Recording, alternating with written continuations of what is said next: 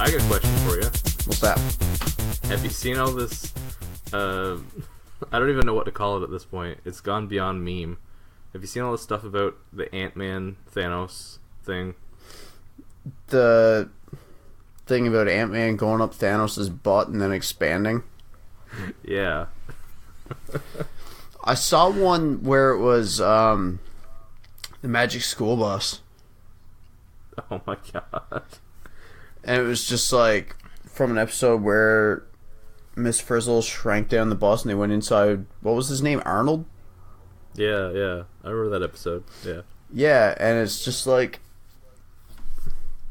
from the front of the bus, it looks like, you know, they're inside like this.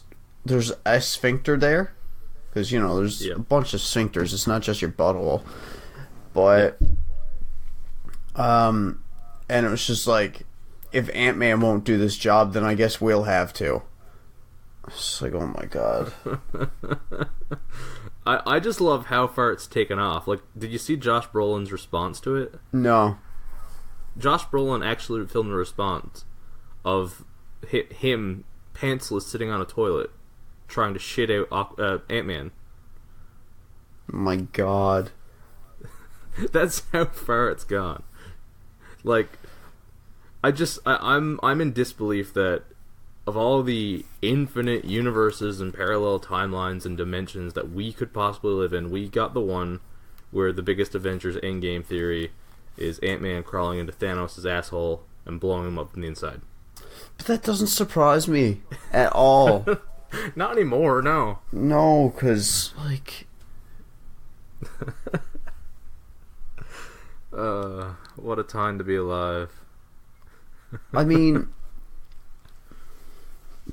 Excuse me.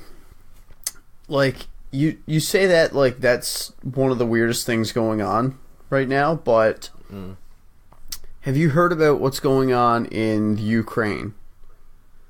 I'm not sure. In their election? No. One of the guys who's currently leading the race for president of Ukraine is a comedian who stars in a TV show about a teacher who becomes elected president of Ukraine. Oh.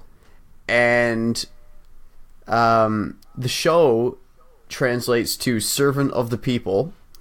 He's running in the newly formed Servant of the People Party.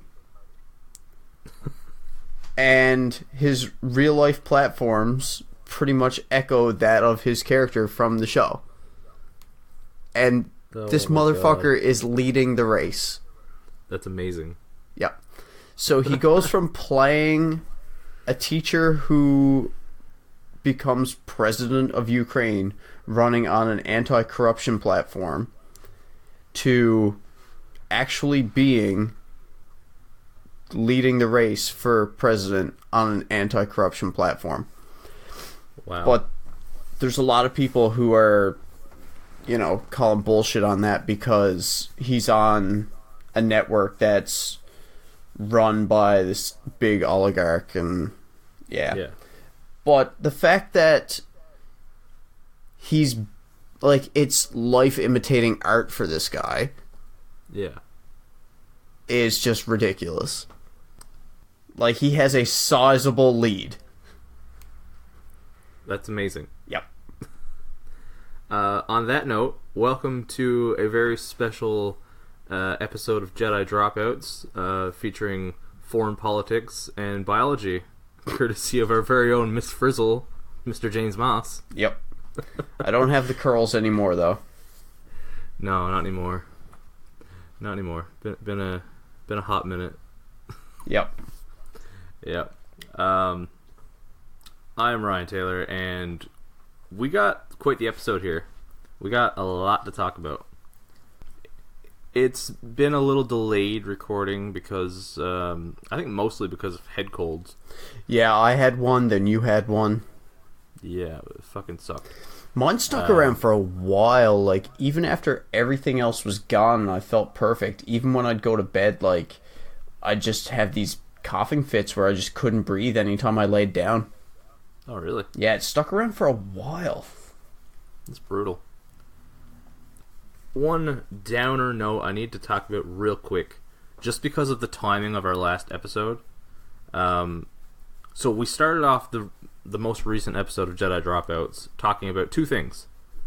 Celebrity deaths and Jeopardy.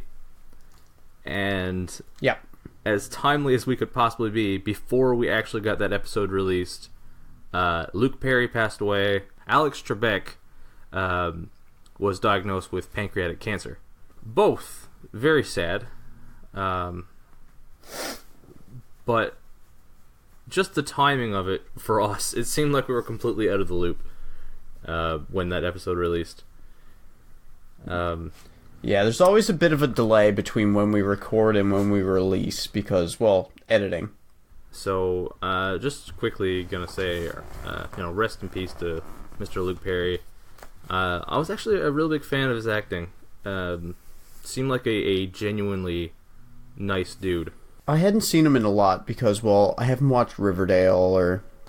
Yeah. Riverdale's my main go-to. I know 90210 is the big one for him, but a little bit before my time. Yeah. He's going to be in the upcoming Tarantino movie that I'm excited to see as well. Okay. Yeah, I think he was having a bit of a resurgence as an actor. And also want to say that if Alex Trebek isn't the most professional being on this planet, I don't know who is. Because holy shit, that the announcement video, like, he's all business, right? All business, all the time. And he made jokes, just cracking jokes, like it's nothing. Yeah. Yeah. Well, I mean, if he's known for a while, he might have had time to come to terms with it. Yeah. Here at Jedi Dropouts, we wish Alex Trebek all the best. Both big Jeopardy fans. Yep. As we've talked about it quite a few times now. I think, honestly, the tests are coming out this week. I might apply to try and be on Jeopardy, although I don't know if it's open to Canadian residents, so who knows? Who knows? I'm no Ken Jennings, I know that much, but... Okay, let's get into the episode. We have a lot to talk about. A lot of news, and we're gonna quickly get into this news here. First bit of news. James, are you a very big fan of John Carpenter's Escape from New York? I haven't seen it since I was in high school, and that was almost 15 years ago, so it's hard to say. Deserves a rewatch. Great movie. There's gonna be a remake. That's the kind of thing that would normally make me a little iffy, but it's being remade by Lee Whannell, aka the co-creator, along with James Wan, of the Saw franchise. He acted in the first Saw as what's the character's name? Adam, the reporter. Oh, okay, yeah. Yeah. That's him. He's the actor from the first Saw, but he also was the co-writer on a lot of the Saw films. He was also in the Insidious movies. Yeah, and he I think he directed some of the Insidious movies. He's been directing for a while. He knows what he's doing, and he did a movie last year that really came close to being on my top 10 list called Upgrade. I highly recommend Upgrade if you haven't seen it. It's a lot like Venom in a way, even so far as like the actor kind of looks like Tom Hardy a little bit. But I think I kind of liked it better than Venom. Anyway, great sci-fi movie, and he is going to make the new Escape from New York. The question is, who should play the new Snake? Do you bring Kurt Russell back, or do you go young? I'd go young. Yeah, I think so too. I think this is maybe the role that I've been waiting for to try and fan cast Wyatt Russell into. Yeah, I could see that. I mean, who's gonna play his dad better, right? And after seeing like Overlord and stuff, I feel like he has the chops for something like that. And I mean, like, he does look the part. He does. He really does. Put an eye patch on him and just put him in the outfit and you're set, right? Exactly. Yeah. Next bit of news, and a little more up our alley. The Dwayne Johnson Black Adam movie is moving ahead. Yeah. They have announced characters that are going to be casted in this movie. Hawkman, Stargirl, and Atom Smasher are all going to be in this movie. And I think we agree on at least one of these fan castings. Yeah. John Cena should be Hawkman. Yep. John Cena would be great as Carter Hall. Yeah, and then we get the WrestleMania of DC movies, John Cena versus The Rock. Exactly. And it would actually be good. Because they can both act. Yep. Which is funny that they're casting Atom Smasher, because when he was on an episode of The Flash, he was played by Edge. Yeah. I mean, we could just bring them all back and go for a full-on wrestling cast here. Just, redo the Hulk Hogan biopic. No, it would be the reverse. Instead of casting all these actors as wrestlers, we'd have all these wrestlers as characters. Exactly. Does Ronda Rousey count? Can she be Stargirl? I mean, she could. She's been in a couple movies now. Yeah. But I think there's better talent than Ronda. Yeah. Like most of it, really. I've never really been a Ronda Rousey fan. Like, even when she was dominant in the UFC, I don't know, I didn't like her attitude. There were other people in that roster that I liked so much more, and like people that when they fought Ronda, even though I knew there was a good chance they were going to lose, I was kind of rooting for them to upset her. Yeah, I agree. Ronda Rousey always rubbed me the wrong way. Yeah. She just seemed like a poor sport. Yeah, absolutely. Let's get fucking Amanda Nunes in there. She's my kind of UFC fighter. I liked Holly Holm. Oh yeah? Yeah? Yeah. I was always a fan of Misha Tate, but I don't think Misha Tate can act, and I don't really see many roles that she would fit. Speaking of female characters in superhero movies, the Eternals, the Marvel movie I think we chatted about on the last episode a little bit, they have reportedly casted one of their leads, Angelina Jolie. Wow. Yeah, that's a big name. It's a big name attached. I don't dislike her acting, but I've never been the biggest fan of her movies. I don't know if it's more to do with the movie she's been in. Yeah. Like, I don't know if it was her fault that Tomb Raider was not great. No, you can't blame Angelina Jolie for how bad most video game movies are. No. I mean, Mr. and Mrs. Smith was kind of corny, but I did enjoy it. I actually never got around to seeing that one. I probably should. Wanted was alright. Is that the one where they curve bullets in the air? Yeah, that's the one with James McAvoy. Yeah. I don't know. There's not a whole lot. Like it's never been her acting. It's always just been the movies she happened to be in. Yeah. So I think this could work. She can act. She can. There's just something about Angelina Jolie that I've just always just been like very wary of. Between the whole like making out with her brother on the red carpet and like carrying a vial of Billy Bob's blood and... What? I haven't heard of any of that. What are you talking about? Dude, look up some shit on Angelina Jolie from like years ago, like when she first started getting big.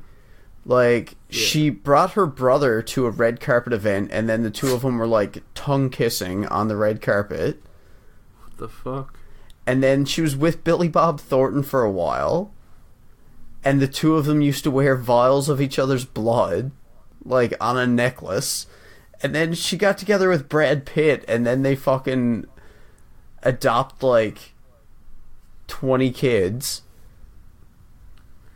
Yeah, she's a bit out there. to Yeah. say the least. Like, I mean, I'm sure she's a great person, and, like, you know, I hope that all those kids she adopted had good lives and everything like that, and that she made a difference, but there is some really odd behavior there. You say had good lives as if they're all dead now. Like, did I miss something?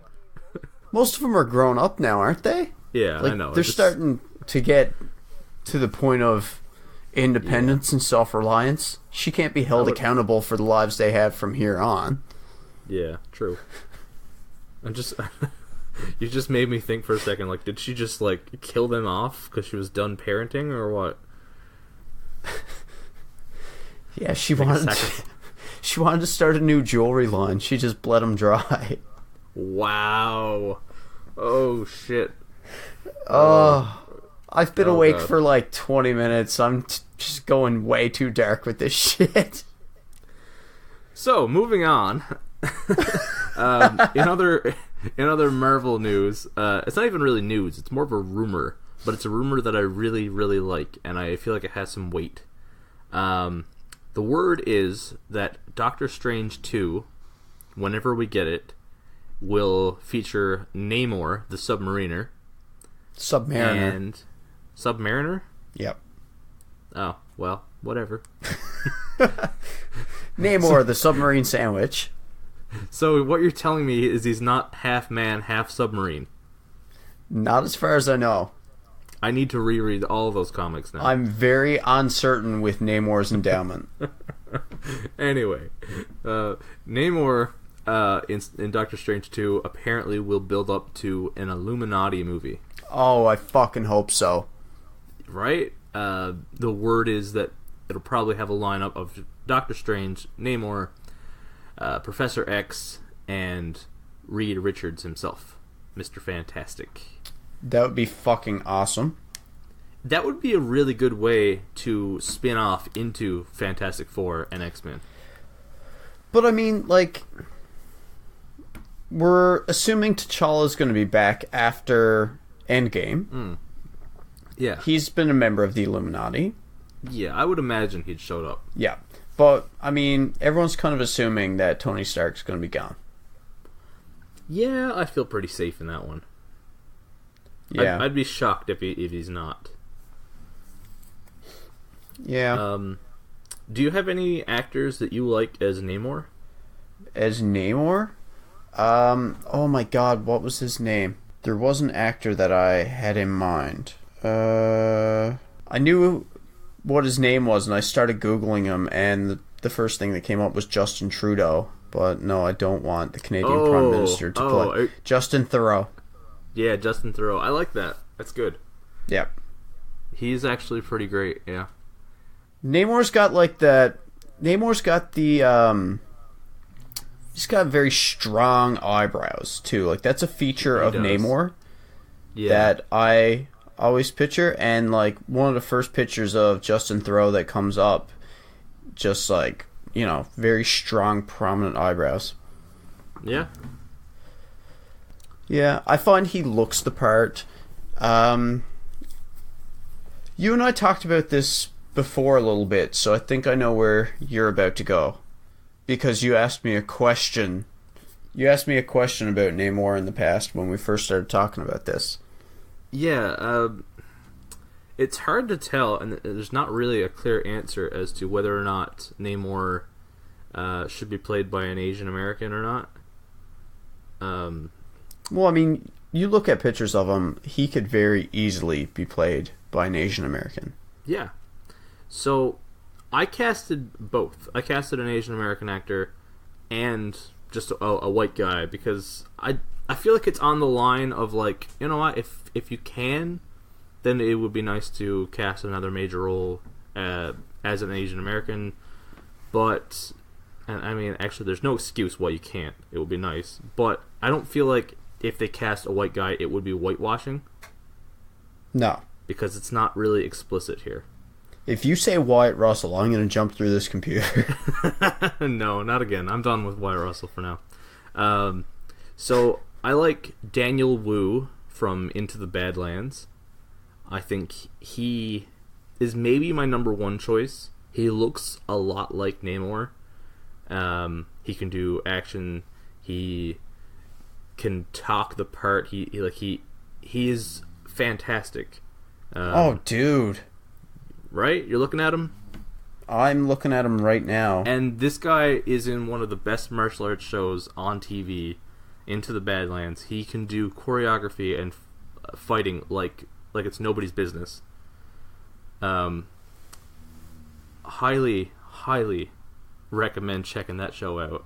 And the other option, because I rewatched Stranger Things the other day, and I thought, hey, that could work, is Decray Montgomery from Stranger Things, and he plays what's his name, Billy, the big bully from season 2.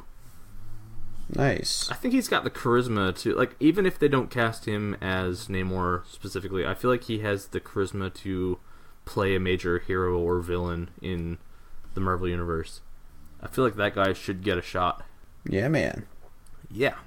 So, 2 more pieces of news, and these are the ones that are, I think, the ones you're most excited to talk about.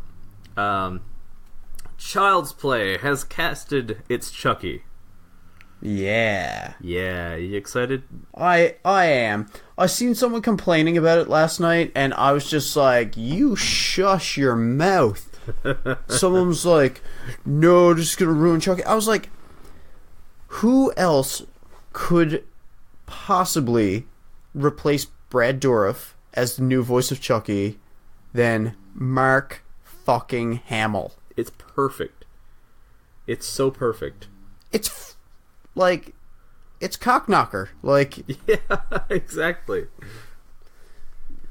But oh, man, Mark Hamill is one of the best voice actors we have right now. Yeah. Like, his Joker is iconic. Absolutely iconic. So I can only imagine, like, what kind of job he's gonna do with Chucky. Like, Chucky's, like, the brand name isn't, like, Good Guys Doll anymore. It's something else. And they've gone with a little bit of a different look. So, I don't know. I've got high hopes for this movie. Yeah. Honestly, this casting made the difference between me not seeing the movie at all and it being high on my list. Yeah. Because, like, Chucky movies aren't something that I really go out of my way to watch. I haven't seen very many of them. I own them all. Yeah, I know. And it's not that I have anything against them. It's just they don't really... I never get around to them.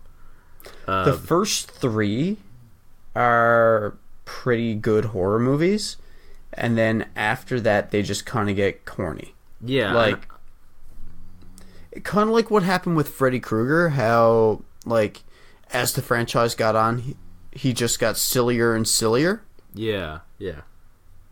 That's kind of what happened with Chucky for, like, Seed of Chucky and Bride of Chucky and Curse of Chucky and Cult of Chucky. Cult of Chucky, not so much. Like, Curse and Cult, not so much, but where, like, they were a little bit lower budget than the others, it was, you know, didn't get as much hype and attention as the rest of the movie, because after Seed of Chucky, like, a lot of people just wrote the franchise off. Yeah. See, those are the ones that I haven't seen, like the campier ones. And I don't know, I just never got around to a lot of those. And, you know, when I saw that this was announced and whatever, I thought, maybe. Because Brian Tyree Henry's in it, and I try and watch everything that he's in. But this casting, combined with the fact that I'm going to be in St. John's a couple weeks after this comes out, I'm probably going to go see this in theater now. Yeah. They just sold me on the movie. Because Mark Hamill is a fucking legend. Plus, I mean, Aubrey Plaza's in it, and yes. She's pretty cool. I love Aubrey Plaza. I really do. She's fantastic. She's hilarious. Her part in Scott Pilgrim vs. the World is probably my favorite of hers. Pretty sure there's another movie we're about to talk about that Brian Tyree Henry is also in. Oh yeah, and what a perfect segue. Brian Tyree Henry, Mark Hamill. We got to talk about everything Joker related. Yep. Because there's a fair bit of Joker stuff. There's the good, the bad, and the ugly, I guess. Man. So, let's get the bad stuff out of the way first. When was it? Just a couple days ago, I think. Gotham revealed their Joker for the end of the series. Yes. Oh man, it is fucking hard to look at. It's bad. It's real bad. Yeah, like there's a lot of comparisons being drawn between the Joker for Gotham, who is still played by Cameron Monaghan. Yeah. And the Creeper from Jeepers Creepers. I didn't catch it till you said it, but it is uncanny. It's like the Creeper in white makeup. Yeah, like an albino creeper. Yeah, like it's hard to look at. Why does the Joker have jowls? I don't know. And I thought they had a decent job done with him, like, at first. And then they kind of went for a death of the family kind of arc with him, where, like, his face was cut off and he stapled it back on. Oh, okay. Yep. And at that point, I was kind of like, okay, like, you know, Jerome is kind of... They're really digging in that this is their Joker. Yeah. And then I seen those set pictures, and I was just like, fuck off. No, don't do this. Yeah, it's bad. Like, it's to the point where I'm just like, you know what? Jared Leto wasn't that bad. This is by far the ugliest Joker we've ever gotten. We've had Cesar Romero painting over his mustache. We've had one that stands out for me is the portion of the '89 Batman where Jack Nicholson has like a weird tan over his Joker makeup. That was that was weird looking. Well, the thing about that movie was it wasn't makeup for Jack Napier. Yeah, because that was just like. After he fell in the vat of chemicals at Ace, his skin was just bleached. Yeah, exactly, yeah. So that's just how his face looked. So really it was people makeup over his Joker face. Yeah. So there's that one, there's the Cesar Romero mustache thing, and there's Jared Leto, which was not good. Who looks like a SoundCloud rapper. Yeah, he does. And all of those are a million times better than this fucking monstrosity. It is awful. It's just so bad looking, man. Yeah. It doesn't matter how good of a job this guy does acting and portraying the Joker now because he looks so fucking awful. Well, did you see what their Bane looks like on Gotham? Wasn't that the guy from A Walk to Remember? Shane West? Yes. I heard that he was casted. I don't think I ever saw a picture or anything. I'm really out of the loop with Gotham. I'm taking a screenshot right now and sending it to you. Okay. Here you are. And send. That is something. That is a thing. Yep. All I have to say is puffy coat. Why is he so top heavy? He's got little legs and I guess because they couldn't puff up his pants the same way they puffed up his coat. I don't fucking know.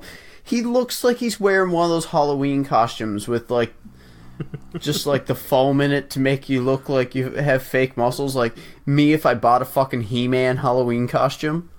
Yeah, exactly. He's got like the physiology of Tiny the Tiger from Crash Bandicoot. Like, what the fuck? Like, it looks like those jackets from the 80s where they had those big heavy shoulder pads, except it's in all of the arms as well. Yeah. Oh boy. Like, dude looks like he stole his jacket from Milli Vanilli. Yeah. Okay, that's the quote right there. Yeah. Oh. Girl, you know it's true. Oh yeah, Gotham. I don't know what you're doing, man. I wish. I think that show is trying to pull a Dexter, and it's just like, all right, we're reaching the end of our run. Let's run ourselves into the ground, so no one will be sad when the show is over. How thoughtful. Yeah. Spare us all. Try not to break our hearts. Yeah. So on the other end of the spectrum, the teaser trailer for the upcoming Joker movie dropped this morning. Yes. You get a chance to watch this thing? I did. I watched it as I was waiting for my dog to come back inside while I was all set up to start recording. This looks good, man. It doesn't look anything like I expected it to, but that's not a bad thing. No, it looks dramatic. I really, really like Joaquin Phoenix here. He looks like the couple times in the trailer where he cackles and laughs. Like it's such a good Joker laugh. Apparently there's a lot of people drawing comparisons between this movie and Taxi Driver. Oh yes. Oh, that would be perfect. Which is funny because De Niro is supposed to be in this Joker movie as well. Yeah, I think he is, isn't he? Yeah. I forgot that.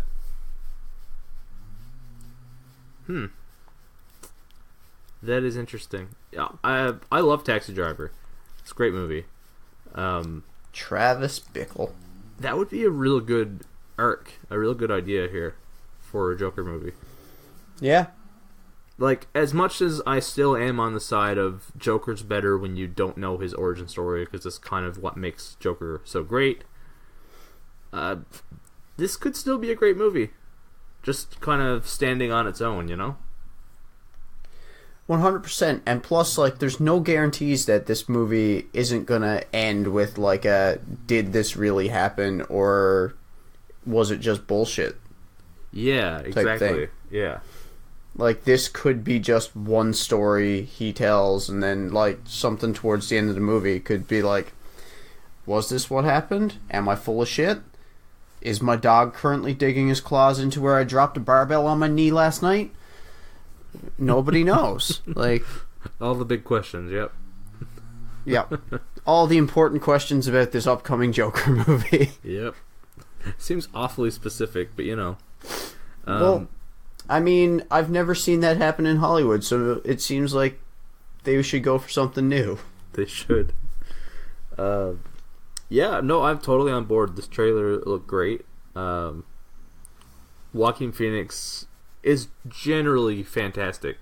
Like, when he's in a movie, he gives he's it his just all. He's just so method with his movies. I'm just hoping that this movie doesn't, kill him. Yeah.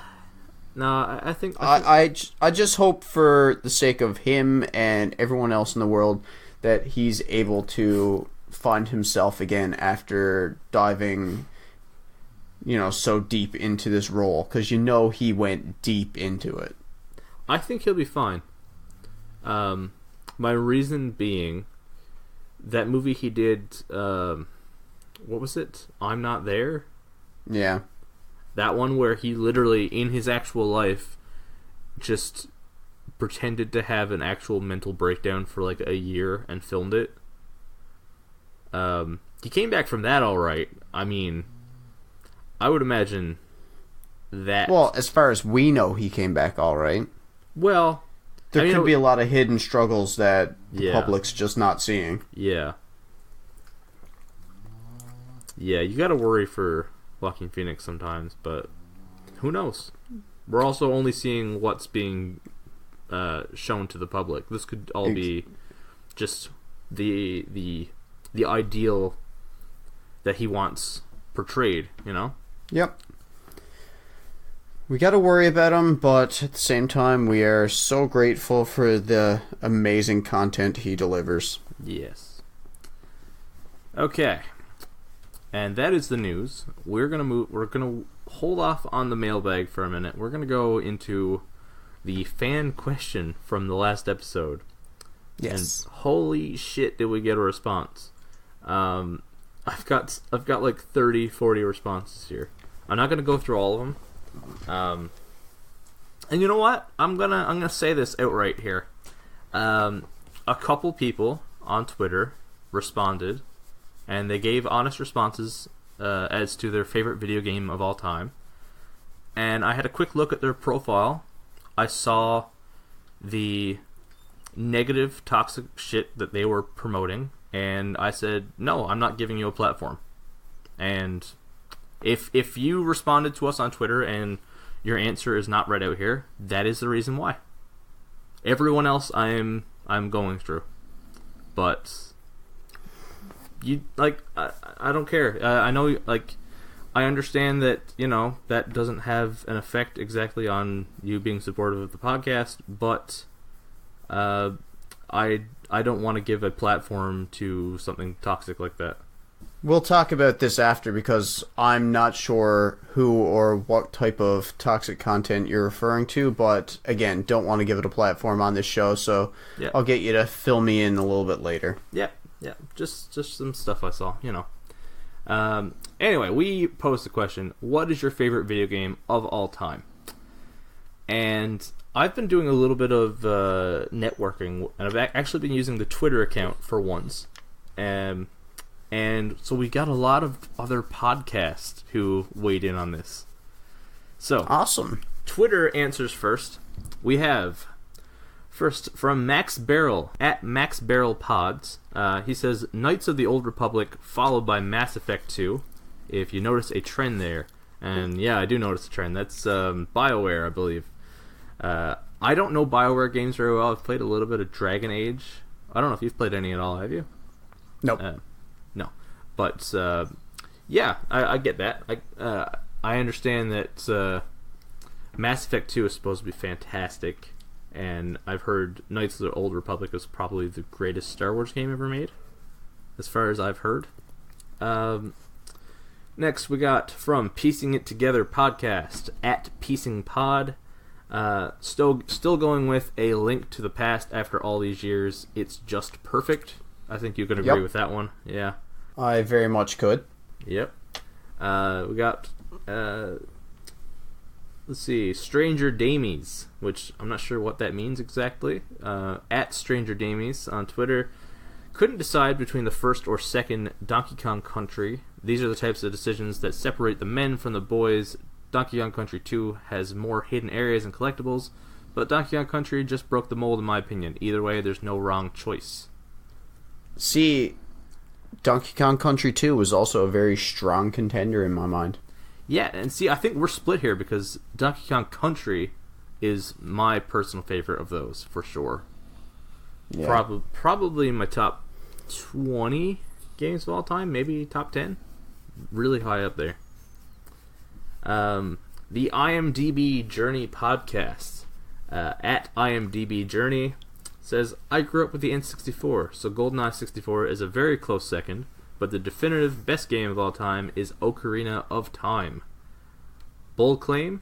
Solid choice. Definitely. Yeah, both solid choices. GoldenEye is great too. For multiplayer, though, I actually grew more fond of Perfect Dark. I actually have not delved into the world of Perfect Dark. Just like some of the maps, and I mean, like, they did have GoldenEye maps too in this game. But really? The fact that you could add CPUs of different difficulties, like when me and my friends would get bored of shooting each other, what we would do is we would add the max number of max difficulty CPUs and place ourselves on a team against said CPUs and try to see how long we could survive. Nice. Sounds cool. Yeah. So I actually have more fond memories of multiplayer with Perfect Dark than GoldenEye. I feel like I missed out on Perfect Dark as a kid, and that's maybe why. Yeah. Because, like, I could probably go back to it now, but I'm not sure if I get the same experience. Well, actually, funny enough, going off on a bit of a tangent here now that Perfect Dark's been brought up. Yeah. But one of my earliest like attempts at having like a gamer tag goes to Perfect Dark, because what we would do is you could customize what weapons were available in each slot. Oh. So like you could pick the presets like automatics or this or that. But what we would do is everyone would pick 2 weapons to be somewhere on the map, and we would just randomly pick like which slot they would go into, so they wouldn't always just be like, you couldn't be like, oh well, I know the Magnum's always going to be in this area. But fuck, like I was junior high at this point, I think, and I always used to have the same head on the same body, call myself, I can't remember what it was, but it was something like cowboy related. Okay. Like, something like bandit or cowboy or outlaw or something like that. But, and the 2 weapons I always picked were the automatic shotgun and the Magnum. Good stuff. And, yeah, that was... Yeah, like I said, I have some pretty fond memories playing multiplayer Perfect Dark. Nice. That is, honestly, I think that's a game that did not come up in anybody's answer here, surprisingly. I mean, I'm not taking anything away from GoldenEye. That game is a fucking classic, but yeah, just like with the multiplayer, like single player modes, GoldenEye all the way. It's just, yeah. I mean, they were both made by Rare, weren't they? Yes, they were. Yeah. Yeah, exactly. So Rare just took everything that was successful with GoldenEye, and they just added a little bit of shit to it for Perfect Dark. Like the weapons having like secondary mode, like being able to pistol whip someone or switch a gun from like, you know, semi-automatic to fully automatic or shit like that. Nice. Yeah. So it, to me, was just GoldenEye with a couple of upgrades. Yeah, good stuff. Moving on here with more N64. The main Damie, which has to be related to the other one, Stranger Damies. On Twitter, at the main Damie. That's spelled D-A-M-I-E, by the way. They say Super Mario 64, and that is a solid choice as well. I played a lot of Mario 64 growing up. See, I could never get into that game. No? I played the fucking shit out of that. I was so bad at it that, like, I would do, like, the first 1 or 2 worlds, and then I would just get really frustrated, and I would just stop. Really? Just because it wasn't anything wrong with the game, it was just my skills. Fair enough. See, I was also not a Mario guy. I was never good at the side-scrolling platformers, so maybe... I don't know, it seems like the 3D games just came to me a little more naturally. See, the side-scrolling platformers was just my wheelhouse. Yeah, see, and I think that's the difference there. One Star Bazaar, that's at One Star Bazaar, B-A-Z-A-A-R, on Twitter. They said Halo. You ever play much Halo? Not a lot, no. I went back to it. See, I did not play it. No, that's not true. I played a little bit of Halo 2 back in, like, junior high school for the multiplayer. At my friend's house, because I never really had the Xbox. But when I got the Xbox One, I got the Master Chief Collection, went back and played through a bunch of them, and they're pretty fun games. I really like the lore. I really like the world building in Halo. And it definitely did a lot to push the first-person shooter genre. So yeah, solid choice. Hey Down in Front podcast on Twitter at HDIF_podcast. Now they have an interesting answer here. It was Super Mario 64 for the longest time, but Red Dead Redemption 2 took the throne last year when it came out. Very recent game. Wow. Yeah, it's bold. That's a good selling point for that game. I've been curious for a while now, but like hearing that it's managed to take the throne from Era 64 like that, I might have to give that a go. For true, yeah. Let's see. Brendan Cassidy on Twitter at Brendan J. Cassidy says The Legend of Zelda and Myst. I don't know anything about Myst. I don't either. I've never played it. I've never seen it played. I've heard good things. I've definitely heard the title come up in conversations like this before. And I imagine he's talking about the original Zelda, which you probably have more to say about than I do, because I've never played it. The original Zelda, as in like the first one for NES? I guess so. That's what he says here, unless he's talking about the whole franchise. I've never played the original Zelda. I've watched a few speedruns of it lately, watching people beat it in like 10 minutes. But I did play the second one, the side-scrolling one, a fair bit, which is hard. That game is hard as fuck. I've heard, yeah. But most of my Zelda experience started with A Link to the Past. Yeah. I don't have much experience with Link's Awakening for the Game Boy. Like, pretty much, there's still a few Zelda games I haven't played just because I didn't have the right consoles, like, when they were coming out, like, things like that. Like, I still haven't played Skyward Sword because, like, I actually owned a copy of it, like, towards the end of the life of the Wii, but the controller I had wouldn't work with it because it wasn't, like, I don't know, it needed, like, a different type of controller, like a newer gen controller. Yeah, and where it was towards the end of the life of the Wii, that controller became fucking impossible to find. Yeah. So I have a copy of Skyward Sword for the Wii here in the house, but I've never played it. Damn. Just because I couldn't find the right controller for it. Like, I haven't played Minish Cap or Phantom Hourglass or Spirit Tracks. Those are the Zelda games that I haven't played. Oh, okay. Yeah. But I want to play. I just, opportunities and availability and such. Yeah. I'm sure you'll get around to them. Oh, yeah. Let's see. Dean Jeffrey on Twitter at Dino_J88 says, Metal Gear Solid 4 blew my mind, as did The Last of Us. Oh, The Last of Us is great.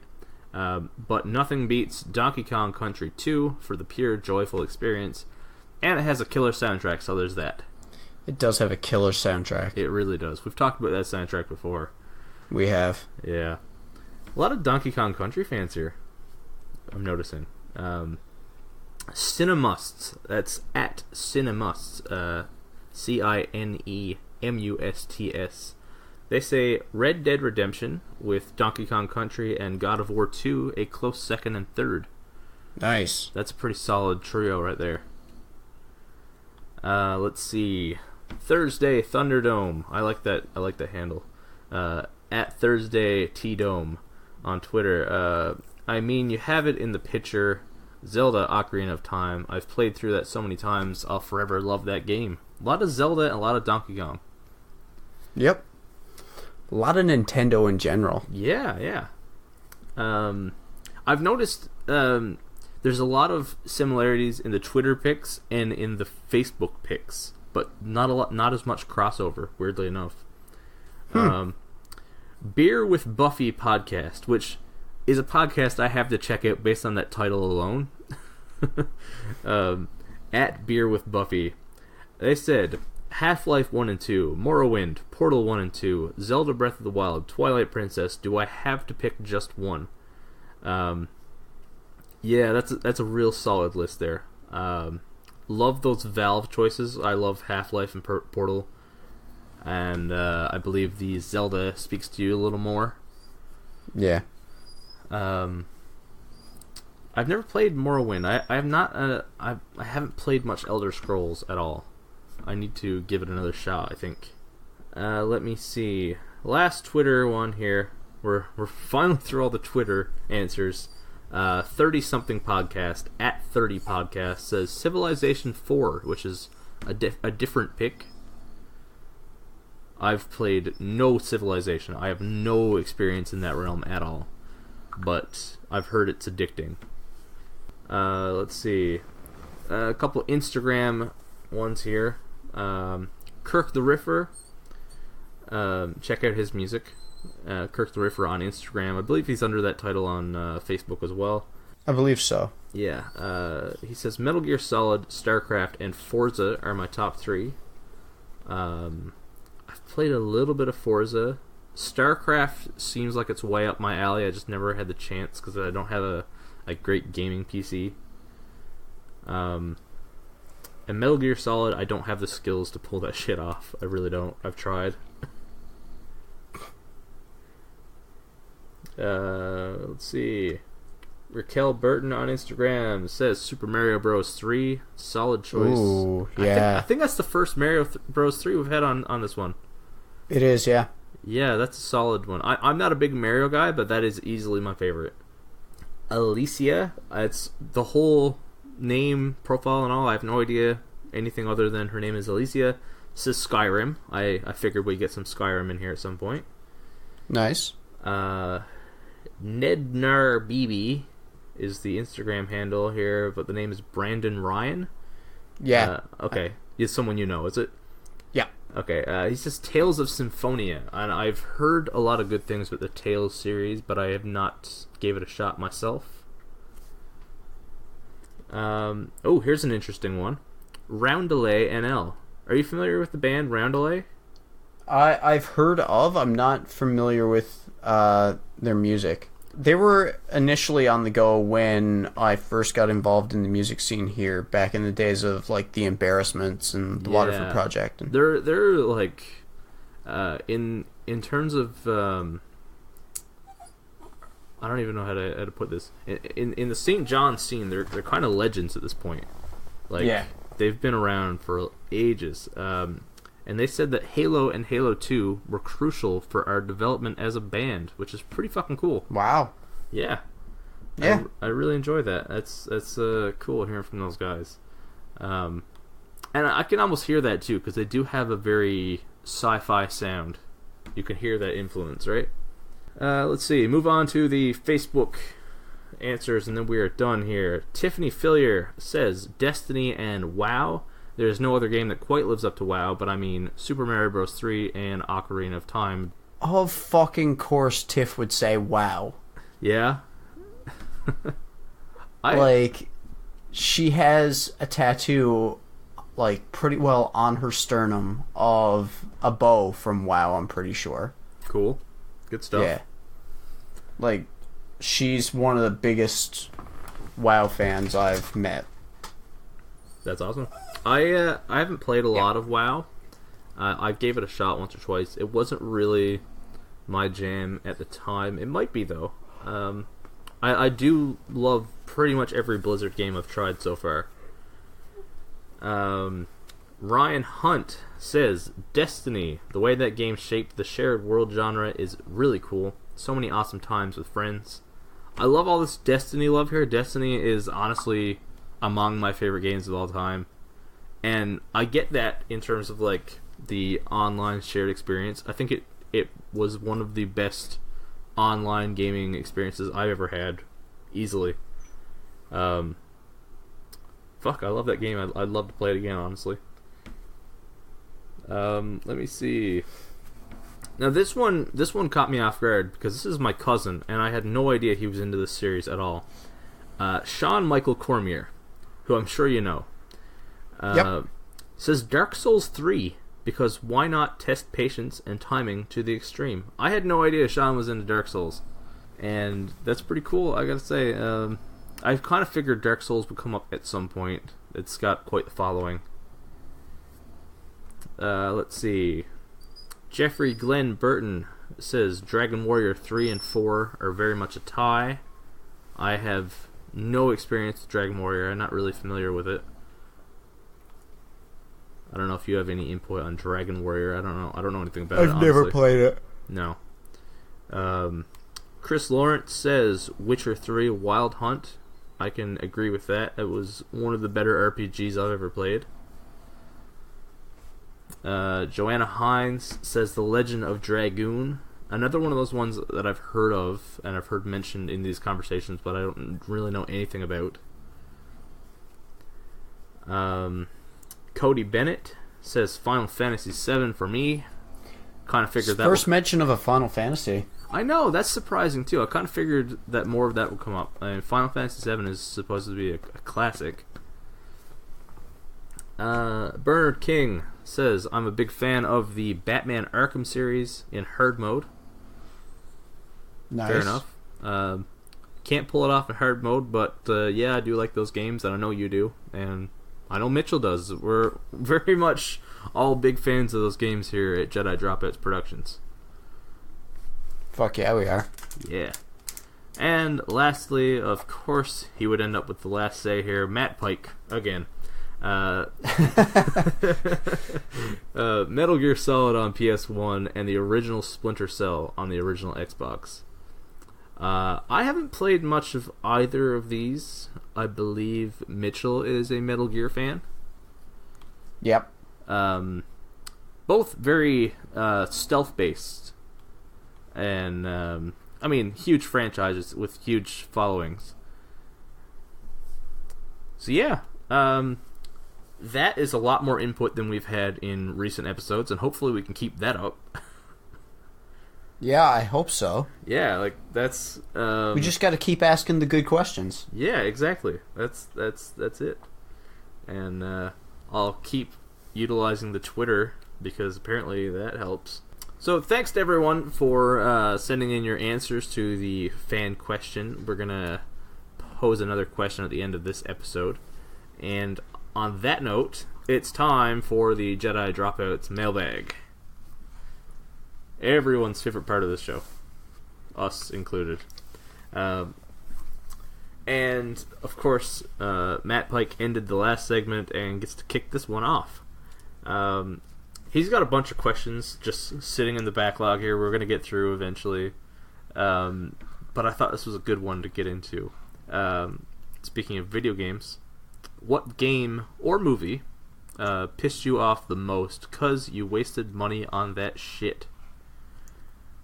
So this could be a movie ticket or, you know, a game you pre-ordered or whatever. Something that you bought that you just... I have an answer for the game and the movie. Oh, and the movie. Okay. Mm-hmm. Yeah, what do you got? I'll start off with the game because it's a quicker answer. Yeah. Dynasty Warriors 9. Oh, okay. Oh, yeah. I was so salty about how badly they made that game. Mm. Like with the voice acting, the cinematics, like everything was just garbage. Yeah. And so that's a quick answer. I mean, I've touched on that before. You want to hear me rant about how bad that game is? There's past episodes. Excuse me. But the movie that I was pissed off that I wasted money on was The Happening. Oh, yeah. Oh, yeah. Yeah, for the longest time, like, I went and saw that with a friend of mine in St. John's. We saw it in theaters, and we were both excited for it, and then we went and saw it, and we were both just so disappointed that I believe both Rochelle and I hung onto our ticket stubs, and I actually kept the ticket stub from that movie in my wallet for like 3 years after that, just to remind me how bad of a movie it was and not to buy it when it came out on DVD. Yeah. Like, in case I ever, like, saw it somewhere and was just like, oh, I can't remember if this movie was any good or not. Maybe I'll rent it or maybe I'll buy it just to see again. No, I kept the ticket stub in my wallet, like, literally, like, in front of my debit card. So anytime I went to use my debit card, I had to look at this ticket stub just so it would remind me never to fucking waste money on that movie again. Yeah, that's totally fair. I don't know if I have anything for a movie. The one that comes to mind is how remember that time we went to see Scary Movie 5? Oh yeah, That was painful. That's and then Charlotte said in the car as we were leaving that me and you ranting about how bad the movie was funnier than the movie itself. yeah, kind of a precursor to the podcast. Yep. Yeah, that's the best I've got for a movie. But I pre-ordered Watch Dogs when that came out, and I returned it within the week because it just wasn't good. It's not even that it was like a bad game. It wasn't like a broken game. It wasn't overly shitty. It's just it promised so much. It promised this huge open world with like levels of detail we've never seen before, and the ability to hack anyone at any time, and it just wasn't. It was just this big fucking empty world, and the hacking basically meant you could see like a couple details about the person that you're walking past, which was like, okay, whatever. Now I know that person's name. That's not what I want. I now know that George is 42. Yeah, exactly, right? Like Pertinent. yeah, thank you for that. And I don't know, it like the way they tried to sell you on this game and all the shit that was announced about it beforehand versus what the actual game was fucking disappointing. So I returned it, and I spent that money on Super Mario 3D World for Wii U. Much better choice. Way better. Not even a game I particularly like love or care that much about, but it was way more fun than fucking Watch Dogs. Next question is from Nathan Cook, who I didn't know was a big listener of the podcast, and got our shirt and made a big post there last week, which I enjoyed. The fact that he ended his post with something dropout made my fucking day. Right? It was great, I gotta say. He posed a question that was kind of anime related. So we answered it on a recent episode of Final Form, but I figured we could answer it on both because it's that, it perfectly in the middle, right? So he asked, fuck, marry, kill, Nappa, Android 16, Mr. Popo. Fuck, marry, or kill. Yeah. 16, Popo, and Nappa. Yeah. I'll give my answer first because I've already answered it. I already know who I'm killing. Yeah. I just... yeah. I said kill Mr. Popo. Yup. Because Mr. Popo is a fucking racist caricature. Straight up. He's also terrifying. Well, yeah, that too. But like everything else aside, it's the one point of Dragon Ball.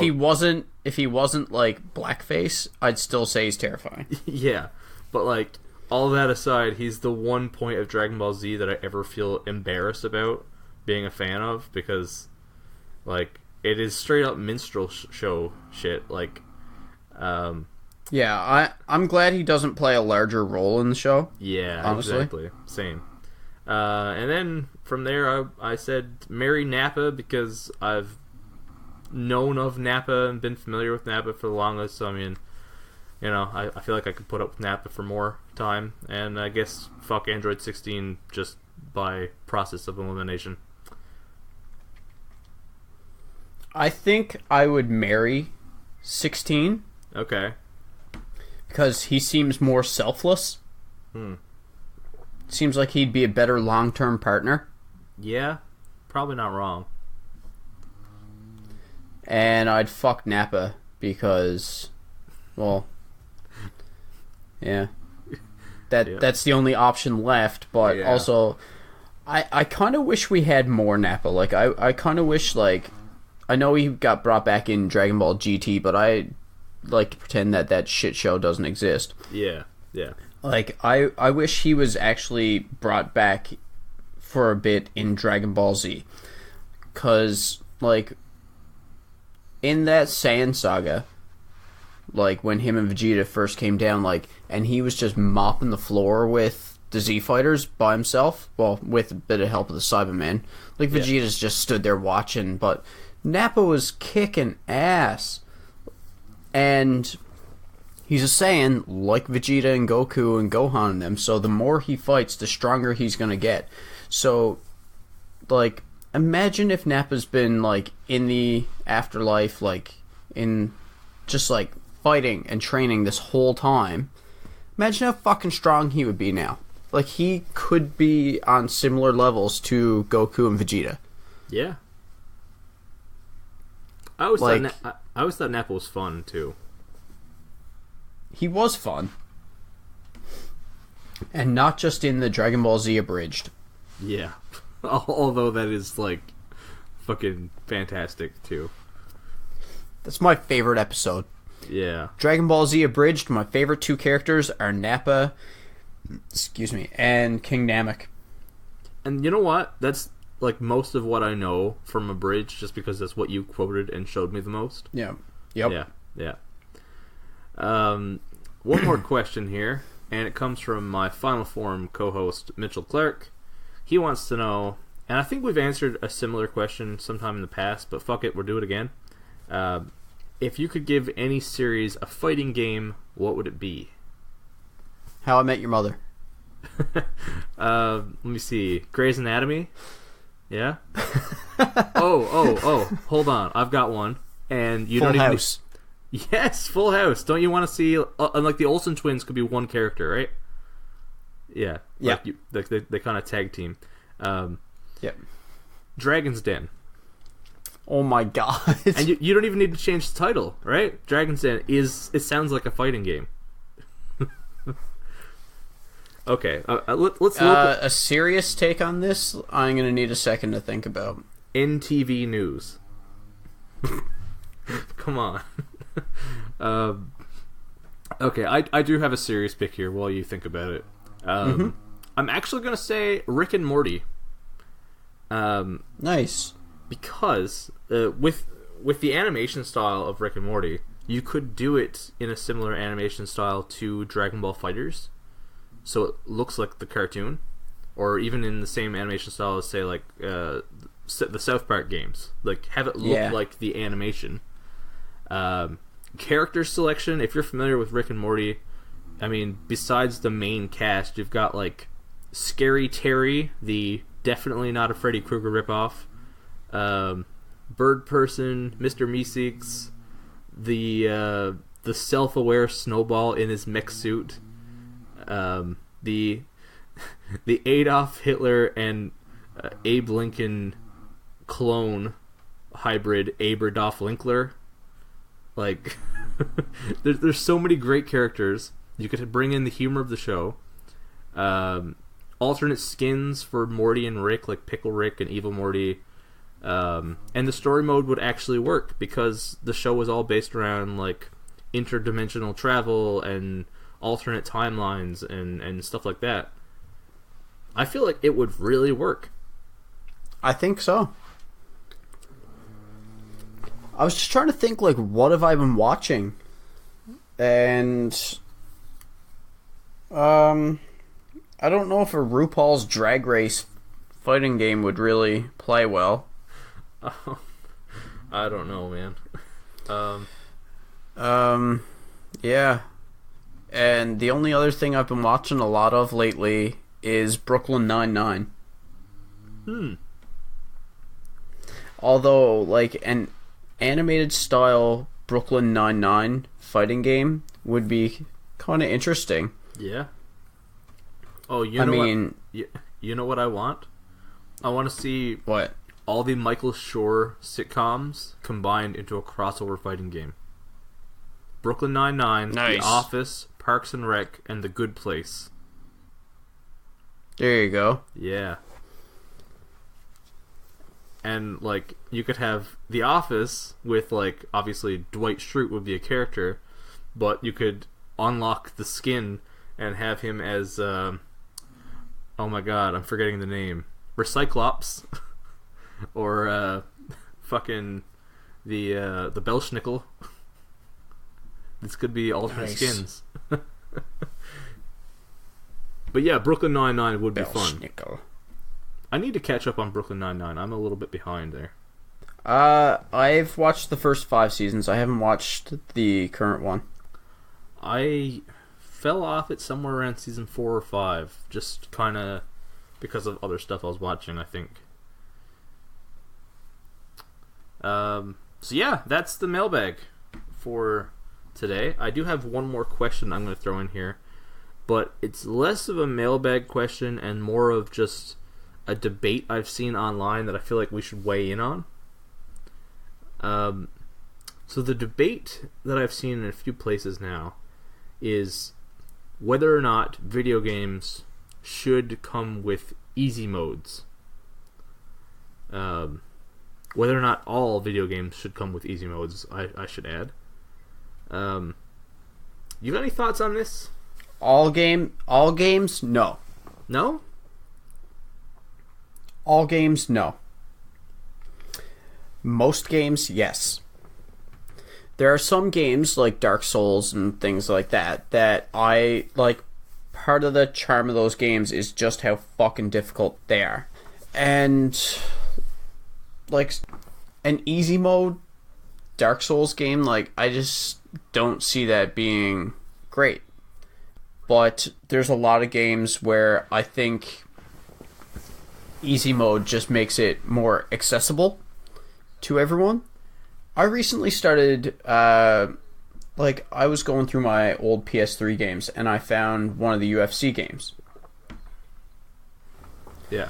And I decided I was going to start replaying it. And when I first started it, started from scratch, new save data, I wiped my save file. It asked me how I wanted my controls to be. For doing transitions and submissions and stuff like that. If I wanted it to just be flick the right analog stick up and down, just very basic, or if I wanted it to be move it in certain patterns to do certain things. And me with my shitty motor skills, I went with basic. I have tried to play those games, doing things like flicking the stick and everything like that, moving it in patterns to do certain things, and I cannot get it.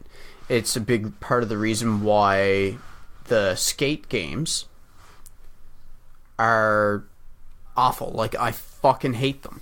They're completely unplayable for me. And the Tony Hawk games, where it's just left and square to do a certain trick, I find much more enjoyable.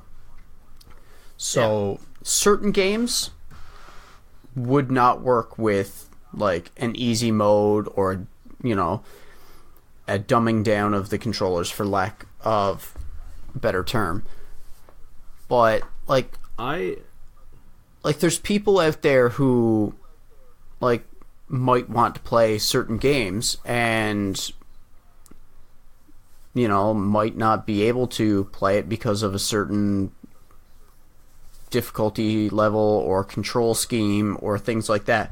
And an easier difficulty might just make it more accessible to everyone. Someone who might, have something wrong with their motor skills, or, they could have been born with a neurological issue that makes it hard for them to press a lot of buttons in rapid succession type thing. Yeah. I agree with you, but I also disagree on the bit about Dark Souls, because I don't see why there should be any gatekeeping on that. I don't see why. I get the idea that that's part of the charm, but adding a mode so that, like you said, people who need the accessibility options can still enjoy it and still actually play it. It doesn't change the experience of playing it on the regular difficulty. Yeah, that's fair. You know what I think is really stupid on this note?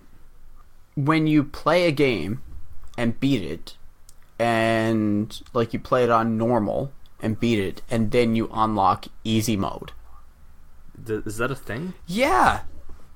I seen that someone was doing a playthrough of a game recently I was watching, and they beat it, and it was congratulations, you unlocked easy mode. I was like, what? Like, why the fuck? That doesn't make sense. Like, what's the point in that? Like, if you I need have no easy idea. mode, you wouldn't have made it through normal mode. Yeah. I don't get that I at all. was It's I fucking was stupid. floored by that. I was just like, what the actual ass? Yeah, I don't know. I've been seeing a lot of like Dark Souls fans in particular getting their backs up about how, like, I don't know, just the idea that either you can play the games or you can't, and there shouldn't be an accessibility mode because it's not what this game is. But like, I don't get the idea of saying like, this is not for you. You cannot enjoy this. Yeah. Like you know what? Someone like me, I'm not great at video games. If that's all it were, if that's all it came down to, I'd be like, okay, fucking whatever. You know, the game's too hard for me. Yeah. But like you said, people with physical or neurological disorders who literally cannot without some assistance of some sort, like, no, that's I think locking them out of the game is a fucking dick move. Yeah, a lot of it boils down to just people wanting to keep something elite. Yeah. Yeah, they want to absolutely. keep it just this little club that they're a part of, so that they can say like, well, only people who are really good at video games can beat this game, and I beat it, so I must be really good.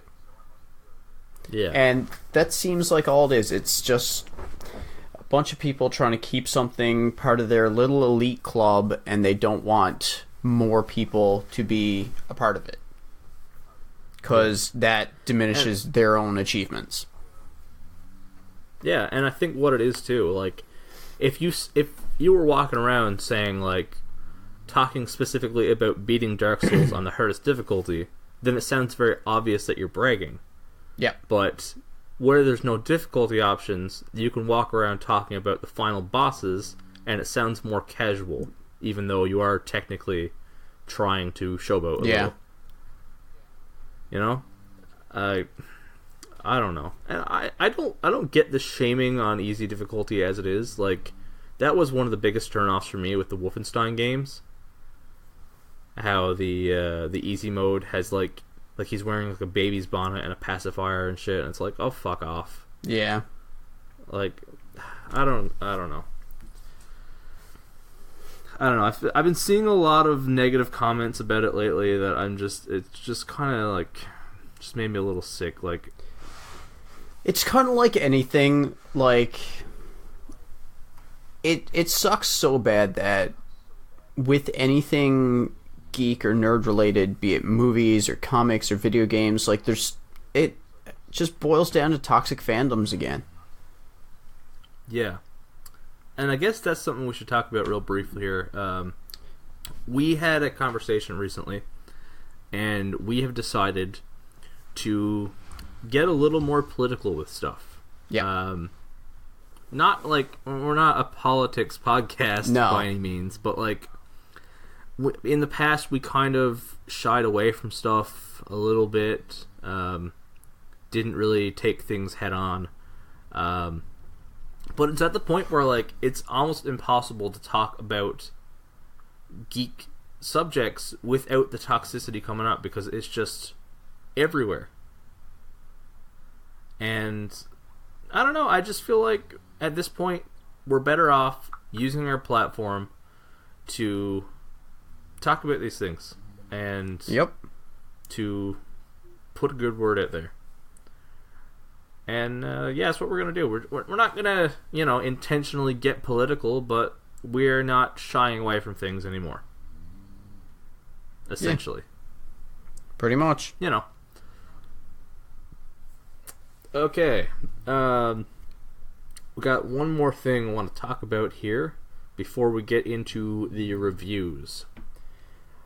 Let's talk about James Gunn a little bit. Solid dude, but I wish he would give me back that $20. Well, he should be able to pay you back after he rakes in the paychecks he's going to be getting from both Marvel and DC. Yep. in the next couple of years. We talked a bit in the past about him being fired from Guardians 3 by Disney, and then being hired by DC to direct the new Suicide Squad movie.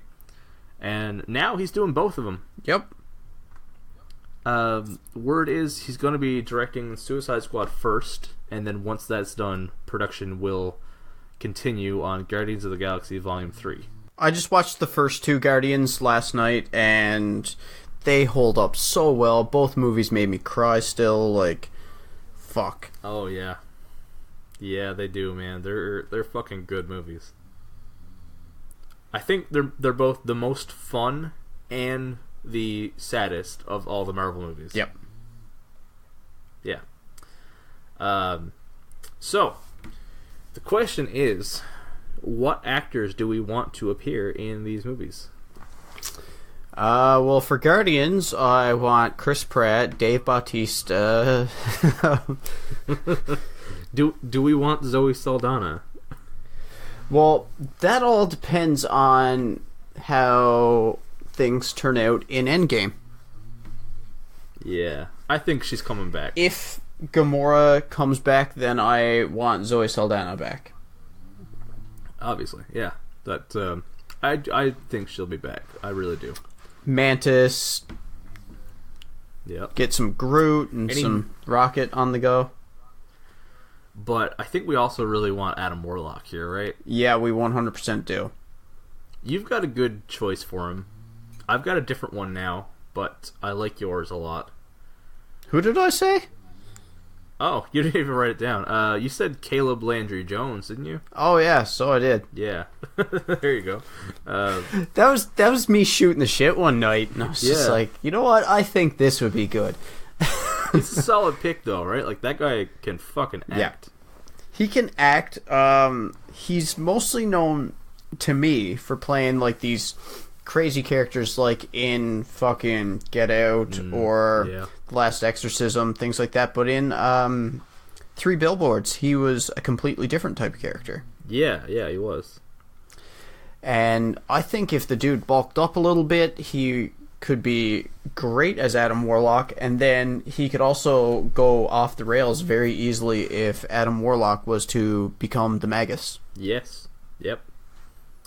I think he's a solid choice. Another possible choice that I have here is Dan Stevens. He stars in the show Legion, the X-Men based show. Yeah. And he was a Beast in the Beauty and the Beast remake they did. He's been around a little bit. He's a pretty well-rounded actor too. I think he could play both sides there as well with Adam Warlock and the Magus. But I don't like him as much as Caleb Landry Jones though. Yeah, but you are kind of partial to Caleb Landry Jones anyway. Yeah, Get Out being one of my favorite fucking movies. Yeah. Another character I really want to see show up in this movie is Nova. Yeah. Like, we need Richard Rider in the MCU. Like, we have the Nova Corps. Yeah. And, like, a lot of people have been calling for this for a while now, that they want to see Nova. Yeah. And I expected it sooner than now, to be honest, because it seemed like they were making a big push with Nova in some of the Marvel cartoons and, like, action figures and stuff. Yep. I thought that was what they were leading to, but they still haven't. Because he was one of the main characters in a recent Spider-Man cartoon. Yeah, Spectacular Spider-Man, I think. I believe so. The one that had Spider-Man, Nova, Luke Cage, Iron Fist, and White Tiger, I believe. Yeah. Which is a pretty wild. And they were all, like, in high school together. Yeah. It was a wild lineup. Do you have anybody in mind for Richard Rider? Or? No. I've got a bit of an oddball pick here. I'd like to see Stephen James play him. He was in If Beale Street Could Talk. And yeah, I'm not going out of my way here just to cast visual minorities or anything. but I do think that I feel like Richard Rider Nova is a bit of a blank slate. Like he doesn't have like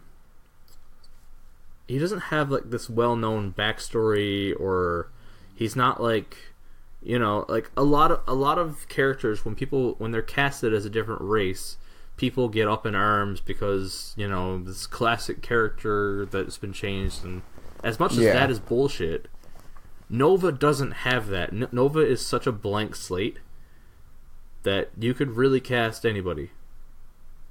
Yeah. So long as they play the character well in terms of just being a hero and being a solid actor, I feel like you could get anybody. And I think Stephen James would do a great job. He's a fantastic actor. And has that whole Marvel thing of, like, let's cast a bit of an unknown for this hero and make him a star. Yeah. Yeah. I don't know. I'm sure there's a lot of other choices, and I'm sure they'll do a good job casting them. That's just my 2 cents there. But on the other side of the fence, we have the Suicide Squad, which is apparently a soft reboot and not a sequel. Yeah, I heard. Although Captain Boomerang is apparently back, played by Jai Courtney somehow. Weird. I don't know how that's working. But we have Idris Elba casted as Deadshot, which is fucking amazing.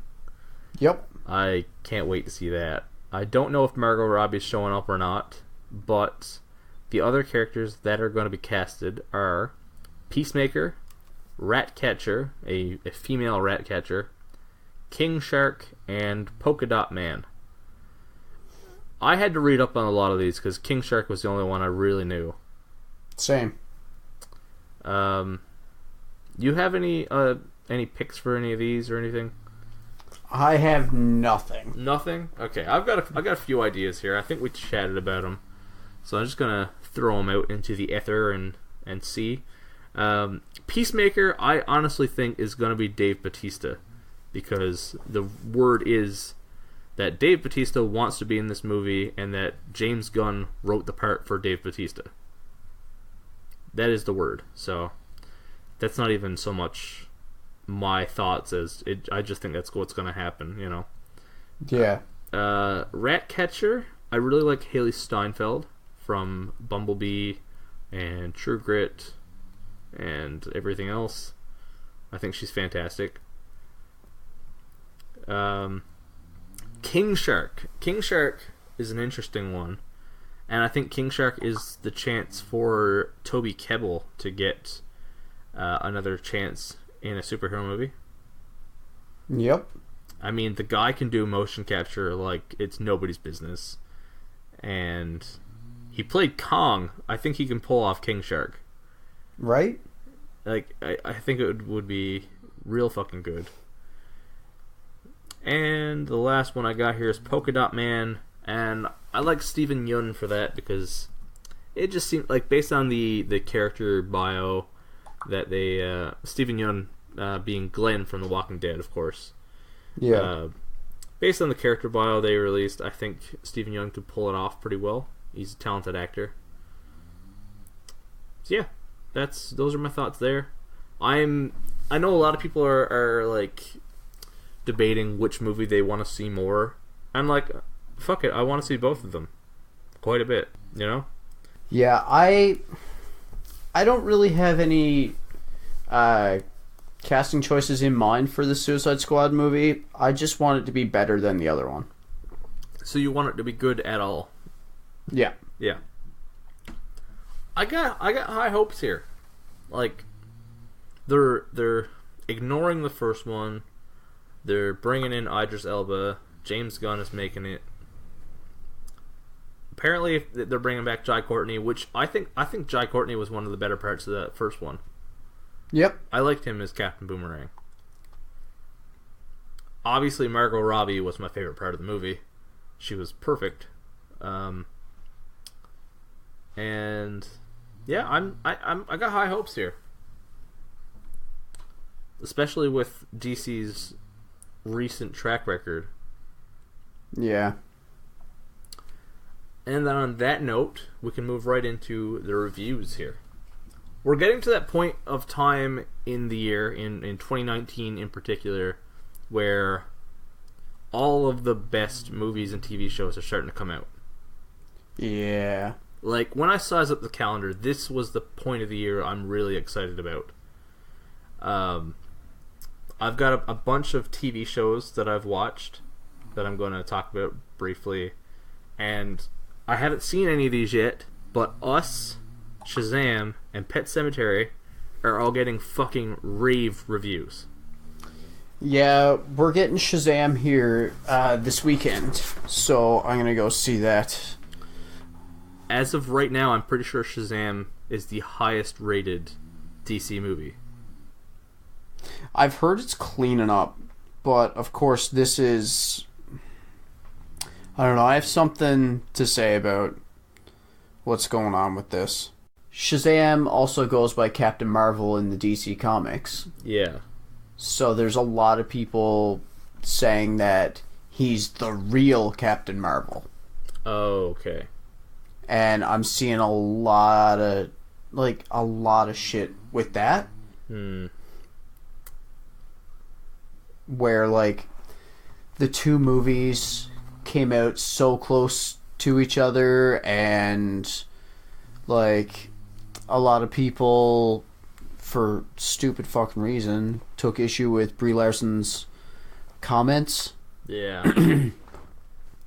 And... which we're going to get into. Now people are being like, yeah, this is the real Captain Marvel, this is the good Captain Marvel, and it's just like, if the movie's good, it's good. Yeah. Just fucking, like, some of the shit I've seen, like, I've seen people criticizing Captain Marvel, like the Brie Larson one, being like, oh, she doesn't even fucking smile in the fucking trailer, and she shows up in the Infinity War trailer, and, like, she doesn't smile, she looks so fucking serious all the time. It's like, okay, well, how often did Wolverine smile when he was being played by Hugh Jackman? Yep. And everyone ate his shit up. Yep. And it's just like, fuck off.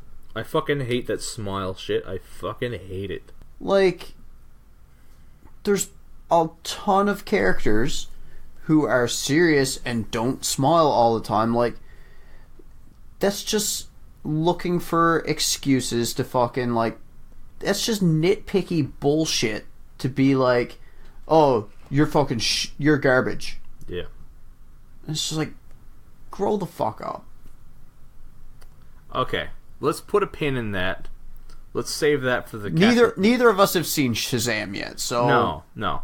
All we can say is that it sounds like it's doing good in the box office. Hopefully it's doing good because it's actually a good movie and not just because people are being like, oh, fuck Captain Marvel. Oh no, I'm not even talking about the box office. The reviews are coming in real hot for this movie. Yeah. Like, I've heard that too. Yeah. I just hope it's not, people spamming with positive reviews, kind of like they spammed with negative for They can't do that because Rotten Tomatoes fix their shit.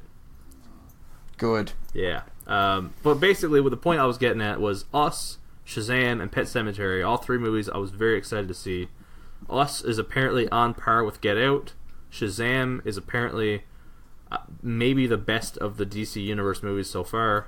And Pet Sematary, I've heard, might be the best Stephen King adaptation yet. Nice. So, well, I'm going to be in St. John's in 9 days, and so I'm going to go see Shazam this weekend before I go, and when I go to St. John's, I'm planning on seeing Us and whatever else. Like, I have like 2 friends I'm planning on hanging out with, and then other than that, I'm just going to be going to see movie after movie after movie after movie. Nice. I can't wait to see Us. I can't wait. I'm so excited for it. So I got a couple reviews, one movie and a couple TV shows.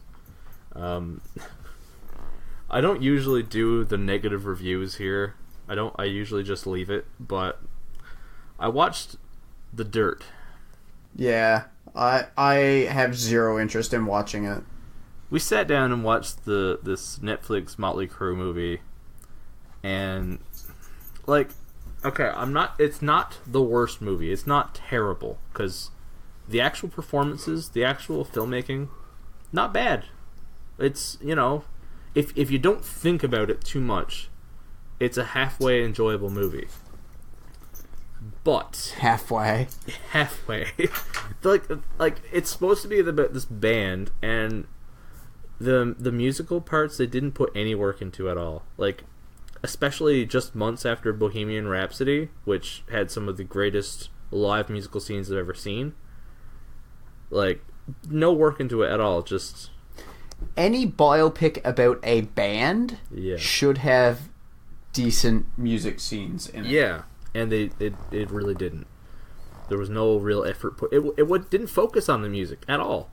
It was all about it focused the drugs and the women. Exactly. And there is a good movie to be made about this story. It's one that teaches a lesson. One that says, you know what? We did some fucked up shit, and it was awful, and we shouldn't have done it. But this movie doesn't do that at all. This movie, at the end of it, is like, man, what a wild ride. It's like, no, you killed people. People are dead now because of your fucking shit.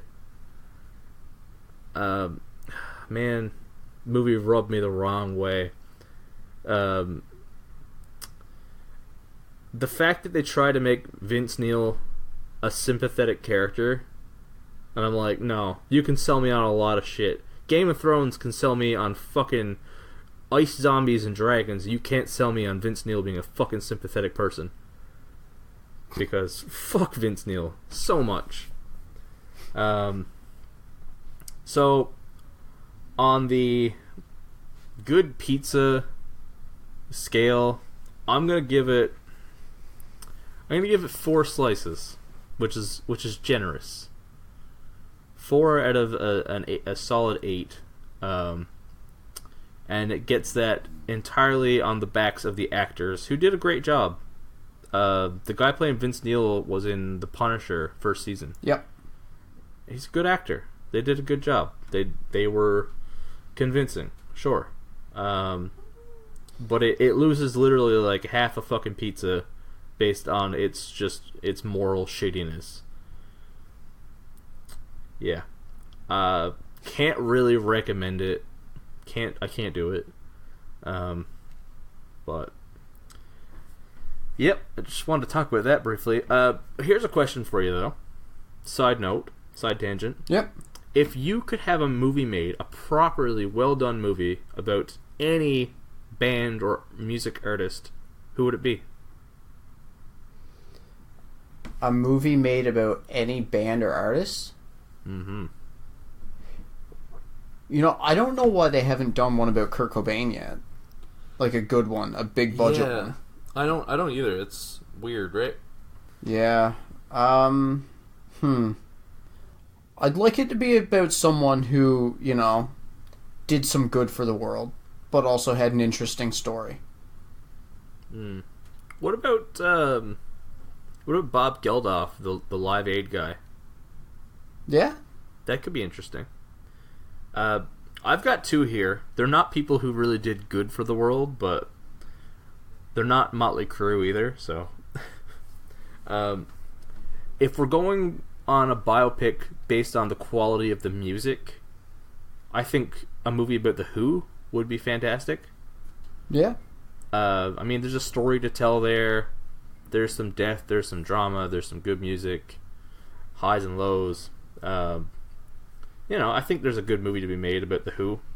But if we're going based on entirely the story, I think a movie based on the band Mayhem and the whole Norwegian black metal scene would be fucking insane. Like, that would be nuts. Those guys are, like, you want to hear a fucking wild ride. Motley Crue doesn't have shit on Mayhem. Nope. No. Yep. Anyway, that's all I got there. Yeah. Yeah. Did they touch on the car crash in the dirt? Yeah, they showed the car crash. They showed the aftermath. But... Did they touch on how he only did 15 days in jail? Yep, they did. But, 15 fucking days. Yep. He just had to pay a bunch of money and do 200 hours community service. Yeah. And that was a part of the movie that really pissed me off because, number one, they showed it more as like them fucking around while driving and it was an accident. When in reality, Vince Neil was driving like a fucking maniac. Yeah, he was driving drunk and... Like, yeah, they showed the drunkenness, but they didn't show the speed at all. Yeah. Secondly, they acknowledged that he went sober after he got out of jail. And never brought it up again, but, like, they made it seem like, oh yeah, this changed Vince Neil's ways. They're like, no, the dude's still getting fucking DUIs. 2007. Yeah, he didn't 2010. Yeah. He didn't learn at all. I don't know. That was really the part of the movie that really fucking pissed me off. Like, up until 2010, I can still see drunk driving charges. Yeah. I don't think they handled that well at all. So, in 2010, Vince Neil was driving drunk and smashed a fan's camera. Good. And was released on a $2,000 bond, sentenced to 15 days in jail and 15 days community service, which is about the same as what he got for causing brain injuries and killing someone in the 80s. Yep. Good. Great. Fantastic. Yeah. No sympathy for... Like, I don't like a movie trying to paint him as a sympathetic character. No. In better news, I watched some real good TV lately. Netflix released a TV show. It's an anthology animation series called Love, Death, and Robots. It comes from the director of the first Deadpool film, Tim Miller, teaming up with David Fincher, the guy behind fucking Fight Club and Seven and all these other great films. So the two of them got together and made this basically the spiritual successor to heavy metal. And it's nice. like, it's just like a ton of sci-fi and violence and nudity in this animation anthology. And like, I like all those things. Yeah, I was iffy on like, I was like, oh, I hope they don't combine the violence and sex too much because I find that's a little like, you know. But they do a good job. They handle this really well, and it is way more on the sci-fi side of things than the other two. It's great, and it's real short. You can binge it in a couple hours. All the episodes are between like 10 and 20 minutes, and I think it's like 18 episodes. Each one is done by an entirely different animation studio, so every animation style is totally different. It's really fun, really cool. I really enjoyed it. I would give this a solid 6 and a crust. And I hope they do more seasons of this because some of these animation studios, like they're not big studios, but the animation they pull off is insane. Some of it looks like it's live action. It's so good. It's fucking awesome. And 2 TV shows I was super hyped about premiered. I don't have full scores because I've only seen 1 episode of each. FX What We Do in the Shadows. I watched the pilot of that. It was so fucking funny, man. It's totally on par with the movie. They made a couple changes. It's not the same group of vampires, but it is a very similar idea, like the documentary crew following these modern day vampires, and same off-kilter New Zealand style of like sense of humor. So funny. I think actually episode 2 premieres tonight, so I'll be watching that. The other show that I checked out last night is the new Jordan Peele Twilight Zone. I watched one of the 2 episodes that is up right now, and it's a remake of the classic Twilight Zone episode. What is it called? Something at 30,000 feet. I forget the name of it now, but it's the classic one with the airplane, the guy on the wing, and that whole thing, right? Okay. Yeah, so it's a play on that. It's not exactly the same setup, but it is about a paranoid guy on a plane, played by Adam Scott of all people. Wow. And yeah, and it was really good. Like, I fucking loved it. It feels modern, it feels fresh, but at the same time, it feels perfectly in line with the Twilight Zone. And it's got Jordan Peele all over it. So yeah, I think I'm going to watch the other episode tonight, and I'm not sure how many they have coming in the whole season, but I'm really excited to watch more of that. And once those seasons are over, I'll actually score the whole thing. Nice.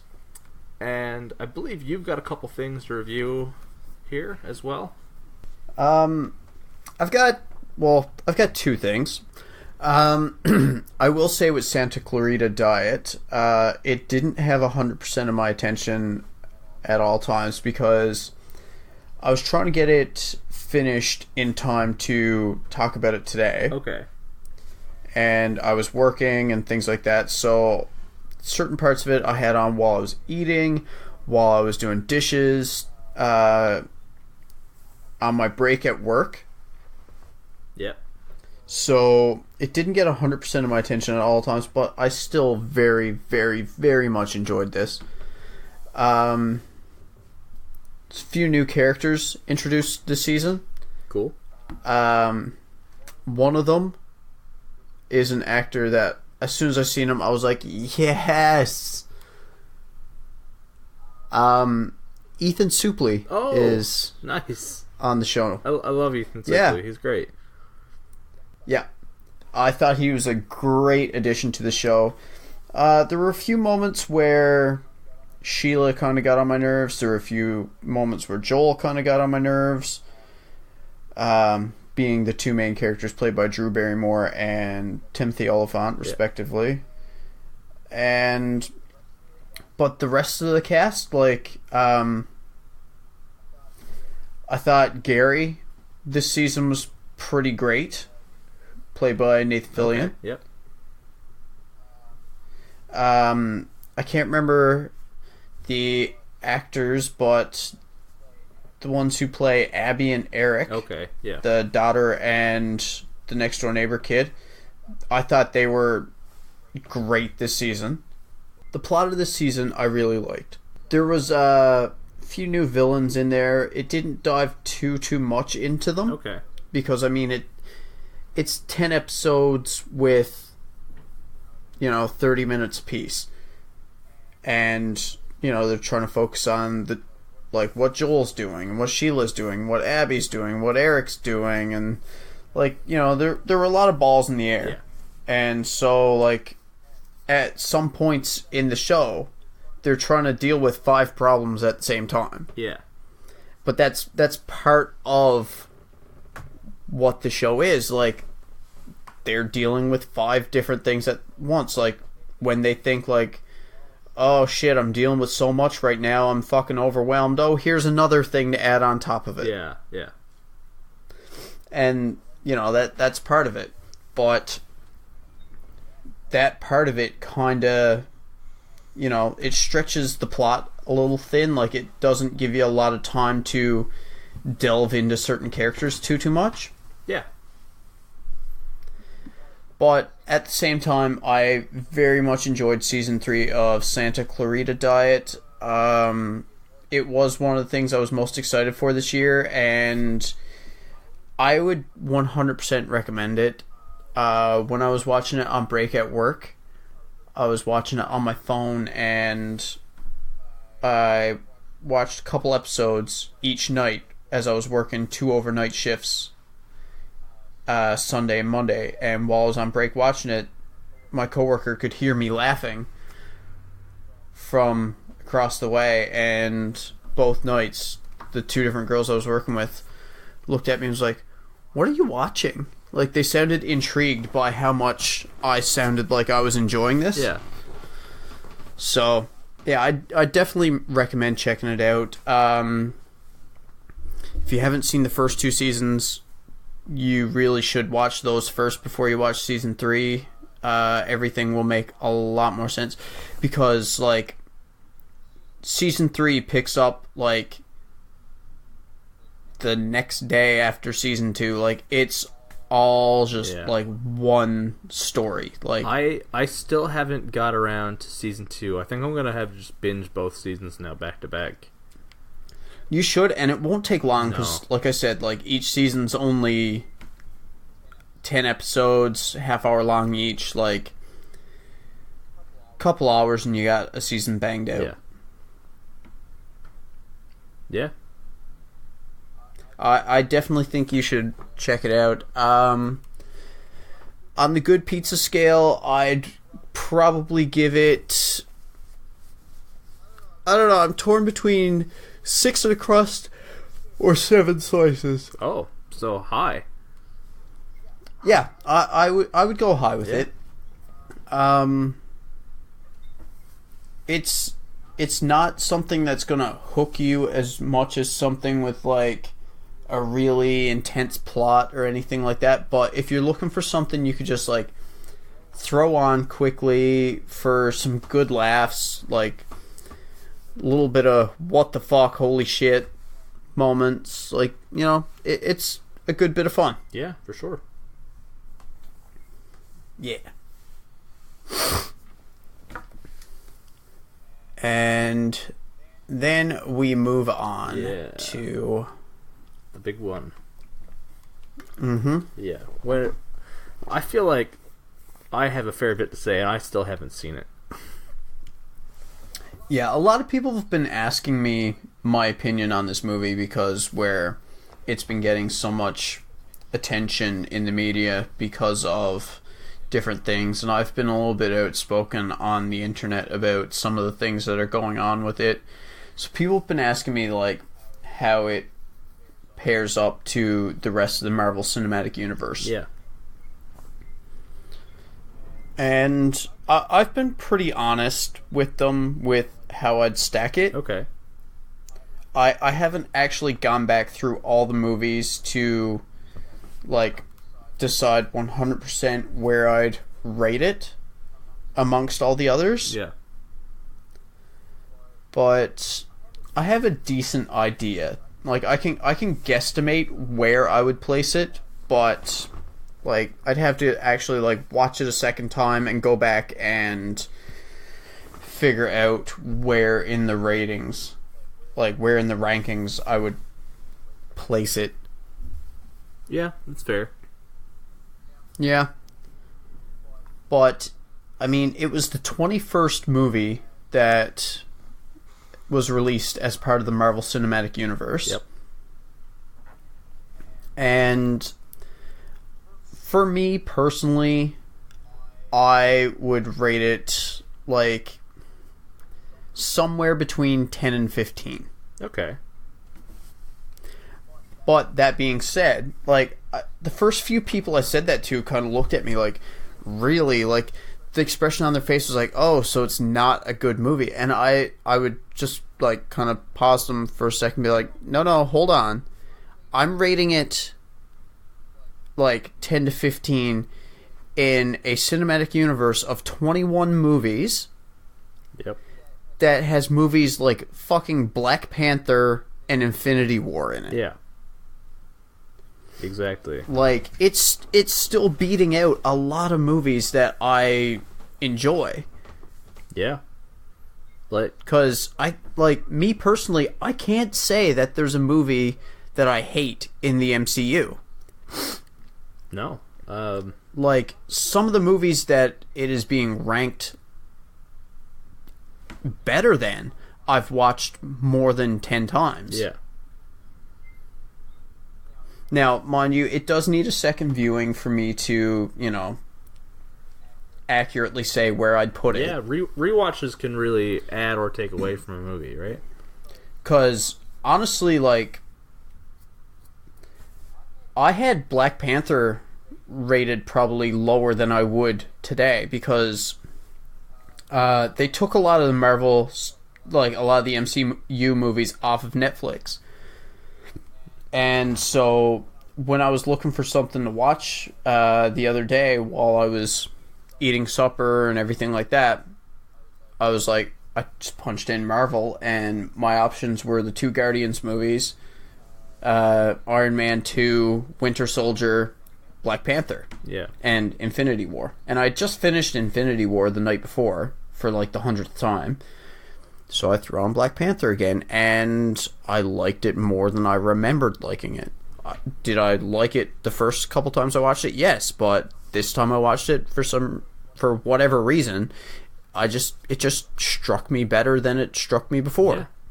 Sometimes rewatches do that. Sometimes they make you like a movie more. Sometimes they make you like a movie less. Yeah, I had the exact same experience with Black Panther, and I talked about it recently. But like, Black Panther originally was probably around where you said with Captain Marvel, between 10, 15, and maybe closer to being in the top 10.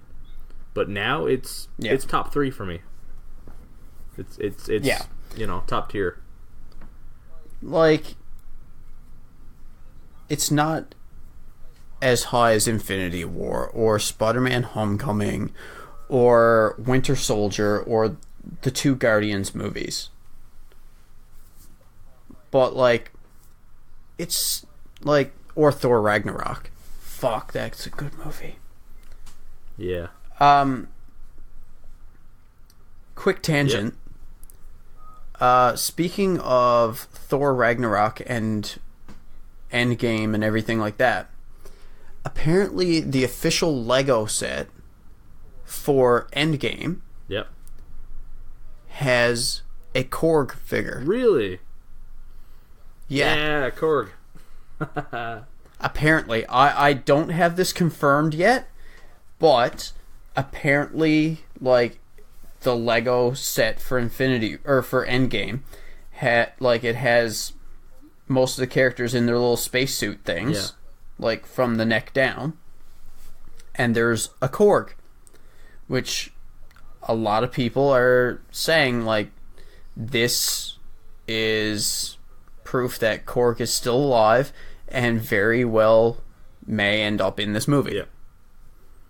Yeah. I've mentioning Thor Ragnarok, I had to bring that up. I've interjected on so many people on social media since Infinity War came out, because the amount of people I've seen online who were like, so obviously Korg and Valkyrie are dead, right? And it didn't show them. Not just that, but the directors actually said in an interview, no, there was a ship that there was like an escape pod. They're not all dead. Yeah. And I mean, now Valkyrie's got her own character poster for Endgame. Yeah. Yeah, like, that's the thing. When people would bring that up, yeah, 2 characters that had as big of parts in Ragnarok as Valkyrie and Korg, especially Korg. Like, not taking anything away from Valkyrie, but Korg was very much a fan favorite. Yeah. So,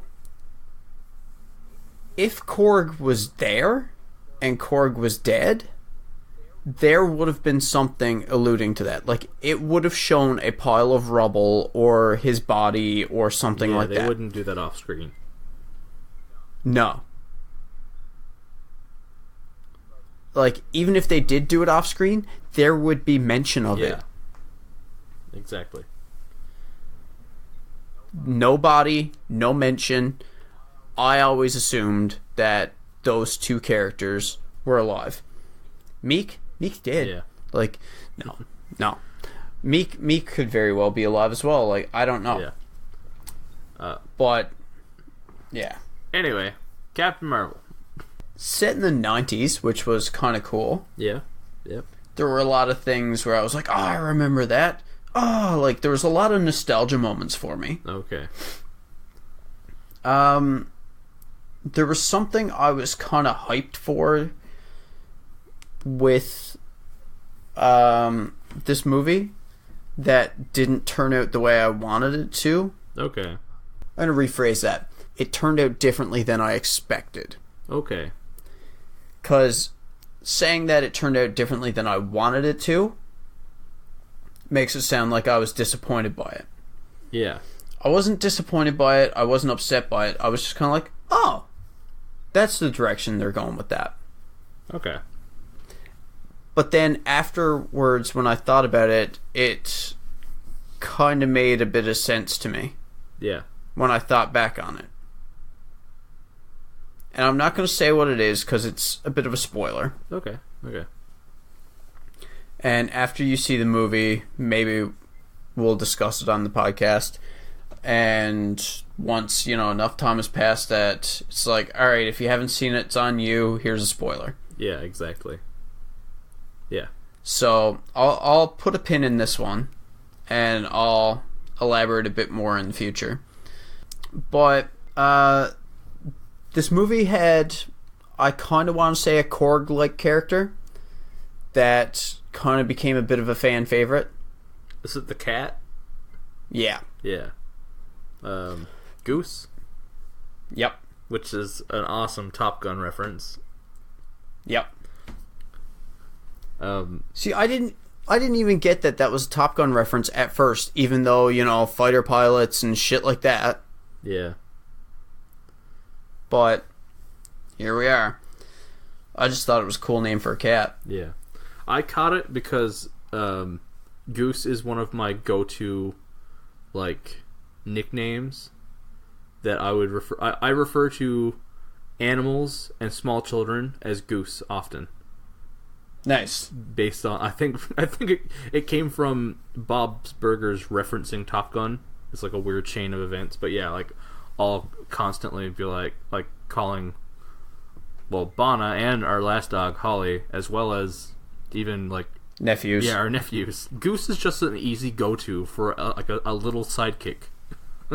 Yeah. I did cry a few times. Oh, yeah? Yep. Okay. The Stan Lee cameo was a big one. Yeah, there you go. Also, the opening, Marvel logo crawl. Yep. Was another one. Okay. Because they didn't do it the same as they have been doing it. Okay. With, just, a collage of all the different characters from the MCU. Yep. Like Hulk and Thor and all them. It was a collage of all the different cameos Stan has done. Oh, wow. Oh. Yeah. Oh, shit. And that was how they opened the fucking movie, and I was just like, ah. But, I went with my fiance, and I kind of expected it to have a similar play out as when I took her to see Wonder Woman. Yeah. Because she's not big into comic books or these characters or anything like that. She goes to these movies a lot of the time because she's just going because she supports me. She knows I'm excited to see them. She knows, yeah, there's a chance I could enjoy this movie. She goes in pretty much as a blank slate, just going because she knows I'm going to be happy at this movie and she wants to support me. Which, she's wonderful for. Yeah. She might have enjoyed, she loves Korg from Thor Ragnarok. For a while after that, she was trying to get me to do impressions of Korg on a daily basis. But when we went to Wonder Woman, I enjoyed Wonder Woman. She enjoyed it more. Of course. The next day, she bought a Wonder Woman t-shirt. Yeah. Like, great. And then, like, her birthday was right around the corner, so I bought her, like, a Wonder Woman, like, travel mug. And, you know, she really enjoyed that movie. Yeah. So I was kind of wondering if it was going to have a similar thing with this movie. And it kind of did. Okay, great. Like, we were driving home, and, like, Emily was, like, who knows only the background of the character that was given in the movie. She was saying, like, she was tossing out her own little theories for the future of the character.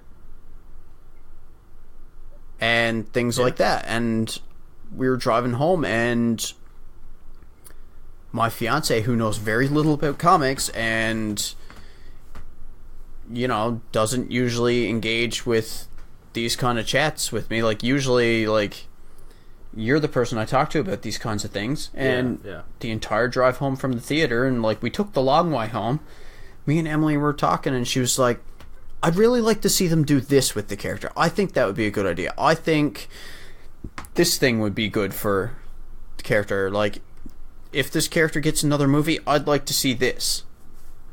Nice. And, you know, that kind of touches back on the kind of things that Brie Larson was saying that got her in hot water. Like, when she said, like, people taking it way out of context when she said, like, this movie isn't for you. Yeah. Like, she wasn't saying, I don't care if you go see this movie. I don't want you to go see this movie. Like, that's kind of how people were treating it. Like, she said, like, white dudes aren't allowed to go see it. Like, no. It's... like, the movie was made to inspire more females. Yeah. Because they haven't had the same representation. They haven't. And so I took my female fiance to see this movie, and on the drive home, she had more to say about it than I did, which was very different for when we go see superhero movies. Yeah, of course. Like, it was kind of the same as when she saw Black Panther, actually, because she was talking about, you know I'm gonna butcher the fucking name of them, because I always do. I'm so bad at this. Like, the Dora Milaje? Dora, I don't know. Either way, the elite female fighting force of Yeah. Wakanda that protects the fucking king. Led by Okoye. Yeah. Yes. Yeah. She had a lot to say about them, too. Yeah. And, like, you know, that's a testament to what they were trying to do with these characters, is they were trying to inspire more females. Yeah.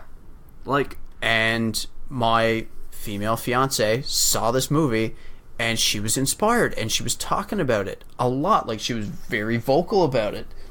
And I chatted with her about this and responded to her opinions, and I offered my own input, but, like, I was just sat there, and I was, like, I was tempted to even tweet at Brie Larson and be like, yo, like, my fiance, who's not normally into these movies, like, fucking, like, she hasn't stopped talking about it. Like, she thought it was great. Like, she has been talking about this movie all night. But, you know. Yeah. A, they get so many tweets thrown at them anyway. Like, it probably would have just been like a drop in the sea. Yeah. And B, like, a dude commenting on a female's take on a movie. Like, it just, yeah. Yeah. So I was just like, who cares what I have to tweet about that? But the fact that, you know, I felt like they hit the mark with that. Plus, you know, all the pictures of little girls looking up to Brie Larson and shit. Yeah. But, like, it's true. Us, as white men, when we talk about superhero movies and seeing ourselves on screen, I mean, yeah, we can talk about everything today within, like, every Marvel movie and the Fox and the DC and stuff and all this. Mm-hmm. But we can go back to the 2000s era with all those movies, the Spider-Man movies and the X-Men movies and the Fantastic Four. Or we can go back further. We can talk about old Batman movies. There's like a whole history. There are eras of seeing us on screen. And it's just now that women and minorities are getting their due and are also getting to experience that. Well, it's not only that, it's the range of characters that we have to look to. Exactly. Because, yes. like, you have your smart guys, and you have your strong guys, and you have your big guys, and you have your small guys, and we have Professor X, who's a differently abled person. Yeah. It's true.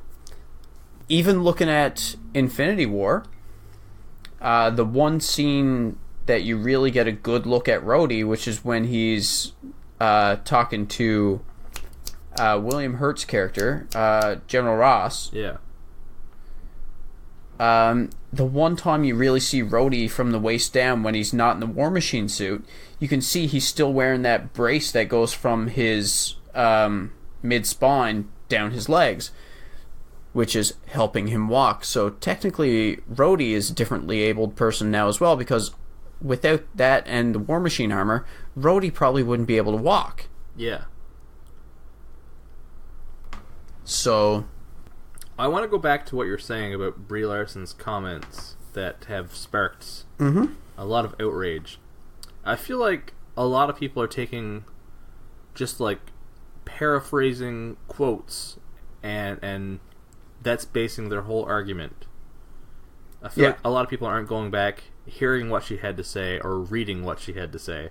So, or just like watching the full unedited video of her saying what she said. Exactly. So I wrote down word for word what she said, and I'm going to quote it here without paraphrasing at all. I'm just going to take that specific quote and go through it a little bit here, because I feel like a lot of people aren't sure what they feel because they don't know the details. So what she was really talking about was representation in film critics. That was the issue she was getting at. They did a recent study and of major reviews on major films within the last, I think this was a study done for 2018. 77.8% of critics are male versus 22.2% female, and 82% white versus 18% non-white. So roughly 80% of critics are white men is what that comes down to, essentially, if my math is correct there. So what she says is, I don't want to hear what a white man has to say about A Wrinkle in Time. I want to hear what a woman of color, a biracial woman, has to say about the film. I want to hear what teenagers think about the film. If you make a movie that is a love letter to women of color, there's a chance that a woman of color does not have access to review and critique your film. She said, then she reveals plans to roll out an opt-in program that will provide studios and access with access to underrepresented journalists and critics. She says, do not say the talent is not there, because it is. That's all she's getting at. She's preaching.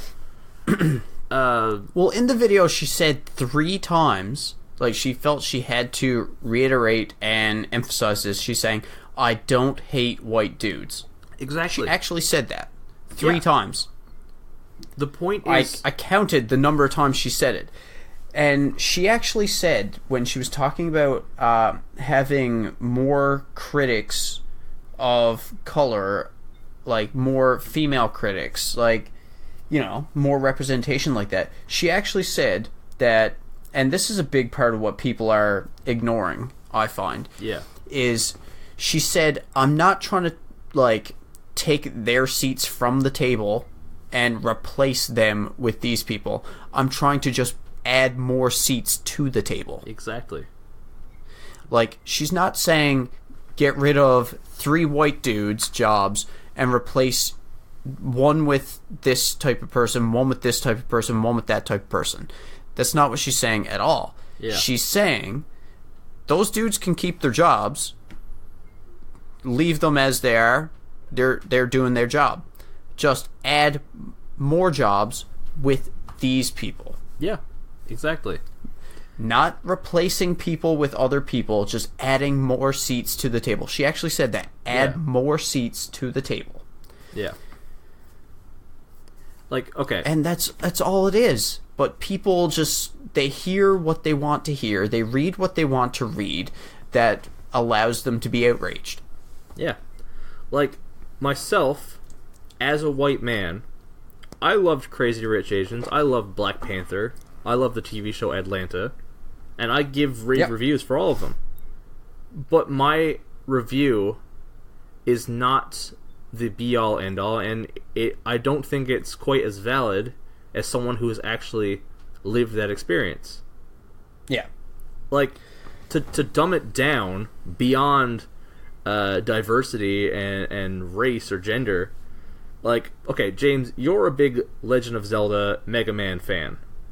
Yes. If there were to be an adaptation of either of those on film, would you want my review, as someone who's never really played either of those games, or would you want the review of someone who is a hardcore fan?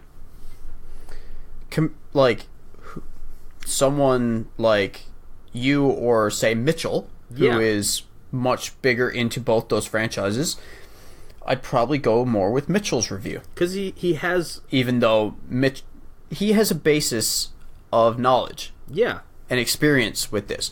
Like, Mitchell and I, as kids, like, we were, like, 10 years old playing those games. Exactly. Together. Exactly. Like, you know? Like, it's a real dumbed-down version of it, and it's not equated... Like, no, playing a video game when you're growing up does not equal living the life of an African-American or the struggles that a woman go through. I'm not saying that, but no. I'm trying to dumb it down for anyone who doesn't quite get it, in that, like, there are people who have a little bit more of a valid opinion on these experiences. And yeah, like, yeah, we're reviewing Captain Marvel. I'm gonna have thoughts on Captain Marvel after I see it. I don't think either one of us think that our opinions on the movie stand up quite as much to a woman who can see herself on screen and can relate more so. Yeah, like, if I walked up to Brie Larson and I just said to her, like, hey, I really enjoyed your movie, good job.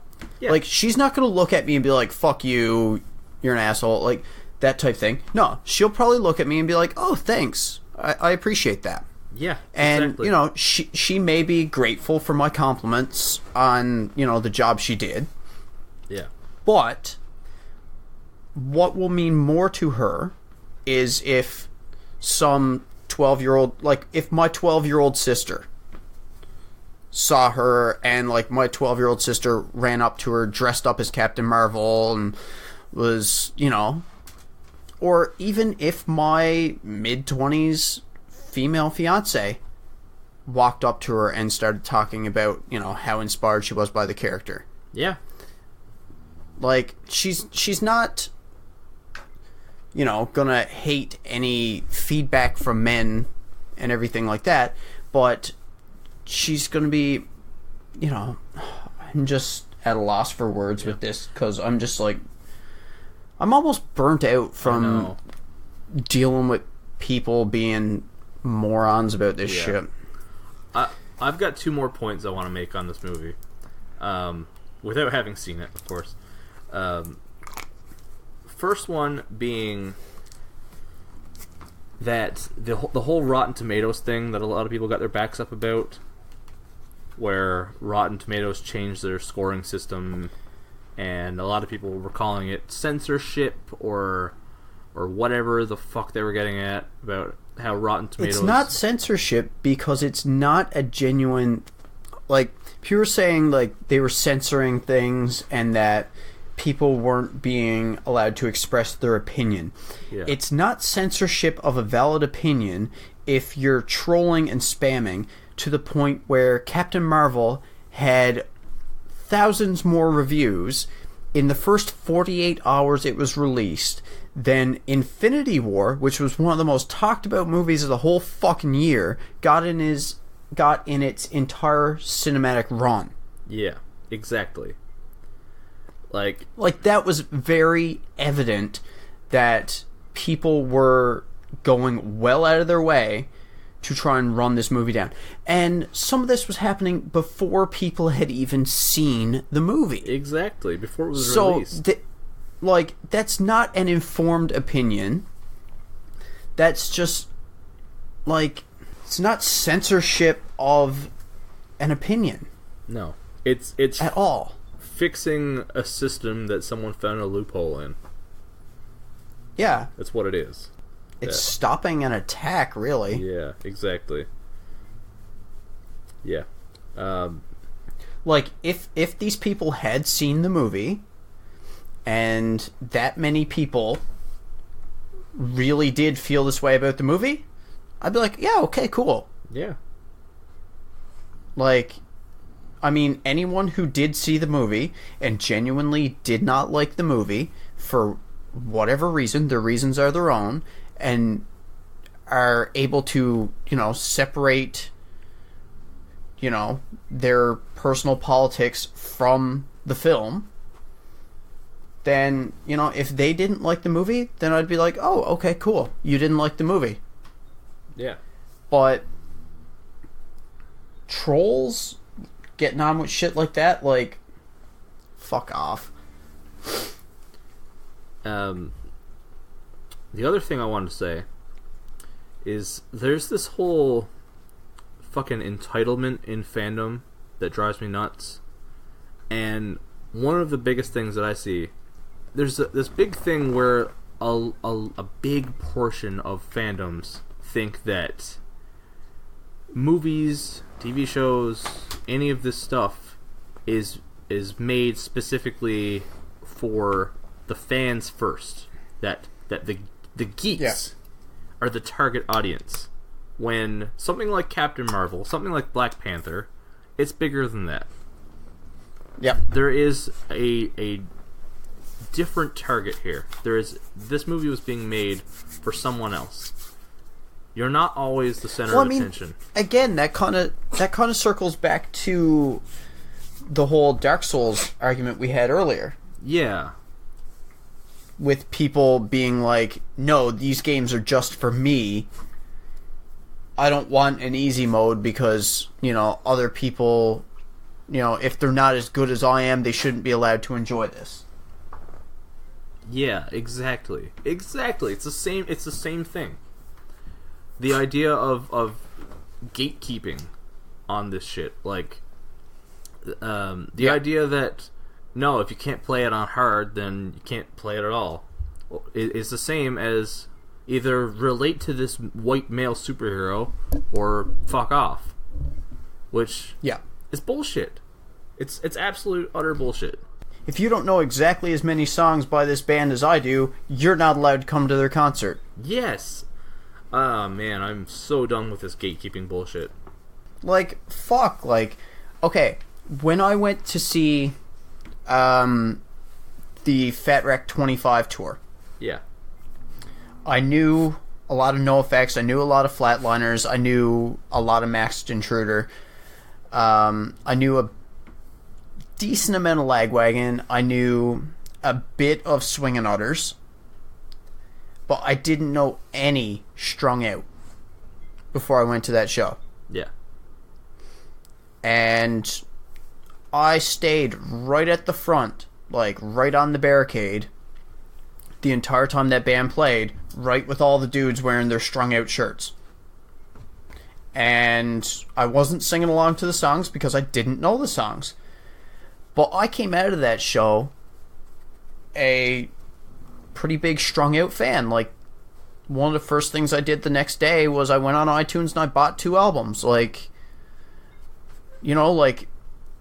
of the 25 songs in my gym playlist on my iPod, 4 of them are by this band. Yeah. So if these other dudes in Strung Out shirts had been gatekeeping at this show and being like, yo, you can't be up front like this while this band's playing because you don't know them as well as I do, I wouldn't have become a fan. Exactly. And I feel like it's similar shit with the rest of this stuff. Yeah. You have people becoming fans of these characters. You have people becoming fans of these games. because they're able to go and see it or play it and enjoy it. I've got a similar experience with Watchmen, because when that movie came out, I had no idea what Watchmen was. I had never heard of it. I had never read it. I didn't know. I said, okay, this is a movie. And I went to see it, and I fell in love with it, and I bought the book, and it, like, you know, it became one of my all-time favorite graphic novels. And it actually led me on the path of reading comics as an adult. But, you know, like, there's no need for gatekeeping. There's no fucking point. No. You know, it's... I don't know. I mean, like, I was guilty of it in my younger years. Oh, yeah, for sure. Like, it's very much a... Like, I did some stupid shit, like, there's a girl that I know now, and she and I still laugh about this today, thankfully. But, when I was 19, I had a Misfits tattoo on my arm, and I had a Misfits belt, and I used to wear Misfits shirts all the time. And I went to an all-ages show, and this girl who was a couple years younger than me, she was wearing the same belt buckle. And she was like, oh, cool, we had the same belt buckle, look, oh, cool, Misfits. And one of the first things I said to her was like, you know, like, name this many Misfits songs. And when she couldn't, I was like, you shouldn't be wearing that belt buckle. And, like, she and I talked about that, like, this was 13 years ago. And she and I talked about that, like, 2 months ago. And we laughed about it, thankfully, because, you know, we're still on good terms. And we've both recognized that, you know, I was being an idiot. Yeah, yeah. I acknowledged the error of, you know, what I was getting on with back then. But, like, yeah, like, I see stuff like that I used to do myself, and I'm just like, oh my god, like, what the fuck was wrong with me? Yeah. But it very much is a sort of teenager mindset. Yeah. You know. It is a teenager mindset, and the fact that so many grown-ass adults are carrying it on these days... Yeah. It's fucking embarrassing. ...is a little bit, yeah. Yeah. Do you have anything else to say about Captain Marvel, the movie? The only thing I really have to say about Captain Marvel right now is go see the fucking movie and just go in as a blank slate. Like, don't go into this movie with your fucking preconceived notions about how much you're gonna hate it. Just go see the fucking movie and form an actual opinion. Yeah. Don't have an opinion based on what the internet and whatever subreddits you follow tell you to think about it. Just go fucking see the movie. If you like it based on the quality of the movie, like it. If you don't like it, don't like it. That's fine. You're allowed to not like it. But, you know, I kind of feel like you have to actually, you know, have a decent idea about the movie, if not see the fucking movie, before you can decide you don't like it. Yeah. I gotta agree. I mean, yeah. This is coming from someone who's not going to watch that Motley Crue movie because, you know, I've already kind of made up my mind about it. But, you know what? Like... But the difference being, Motley Crue... even before I heard a single review of the movie, I watched the trailer for it, and I was just kind of like, this doesn't really look like my type of movie. Yeah, see, the difference there is Motley Crue is not a band that you listen to. Therefore, it's not a movie that you would watch anyway. Whereas, there are people who have seen every fucking Marvel movie who are, like, boycotting Captain Marvel over this shit. And I mean, Black Panther faced similar types of bullshit. Not to the same extent, I don't believe, but, like, that's kind of telling too. The fact that the first two movies that weren't centered around white dudes, yeah, both face backlash. I think the reason Black Panther didn't face as much is because Chadwick Boseman wasn't as outspoken as Brie Larson. Yeah. Similar note, have you heard the Jordan Peele stuff lately? Yeah. He faced a bit of criticism because he said that he's not looking to cast white men as the leads in his movies. His reasoning being, as he says, I've already seen that movie. Yeah.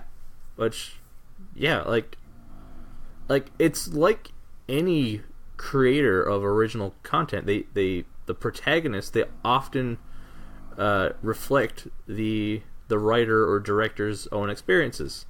So, well, I mean, okay, that's why the black kid in South Park's name is Token, because like, what movies did I watch the most as a teenager?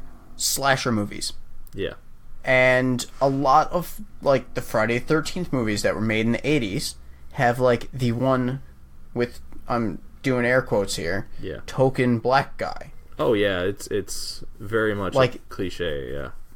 The one character that's black. Yep. And they almost always die first. Yep. Like, the person that lives till the end is never, like, you know, it's never the black person. Yeah. Yeah, exactly. But like, I mean, like, those movies are pretty cookie cutter anyway. I mean, that's why there's the term final girl, because, like, it's almost always, like, the guy and girl at the end. Yeah. The starry-eyed lovers make it till the end. Yeah, of course. Well, like, no, I don't... and I saw a tweet the other day, I don't remember it offhand, but it was talking about a bunch of other famous directors who don't cast black actors because they don't really know how to write them. And they don't have that experience. Which, I mean, you know, but... There's ways around that, though. Yeah, like... I mean, if I was making a movie, and my only reason for not casting a black person is me saying, I don't know how to write a black person. Yeah. There are writers out there that you can contact and be like, hey, do you want to help me write this character? Do you want to give me a hand with this? Yeah. There's enough skilled professionals out there that are capable of doing so, that if that's your only reason for not having that part in a movie, you can contact someone and collaborate. Yeah. And also, there's a bit more to it in certain ways where, like, some of these directors have put it a little nicer than others. I don't even remember which directors it was, so I'm not going to drop any names there, but like he's got a point. He said that he's seen that movie already, and he wants to do something different. Yeah. And that is exactly what he's doing, because Jordan Peele is lighting the... But he's doing it so well. He is. He's doing it fantastically, and we're seeing points of view in horror movies that we've never seen before. No. And what's wrong with that? Like, why do you want to see the same thing, same tropes, over and over and over and over? Like, you get the same movies made over and over, and people complain about it, and then you have someone like Jordan Peele giving us something new, and people fucking complain about it. Yep. Exactly. That's how it goes. People just don't like to be happy. No. If the overwhelming majority of the fandom could have their own way, we would get like 5 and 6 superhero movies about white male superheroes a year. Every video game would star a rugged white male character, and that's basically all we'd get ever. Yep. And they'd be totally fine with it. Yeah. Yep. Oh, man. So on that note, we have the audience question for this episode that we will get back to on the next episode. I don't know when we're going to get a chance to record again. You're going out of town for a little bit. I would imagine our next episode is going to be our 2-year anniversary around the end of the month. hopefully with some Avengers Endgame reviews in there as well.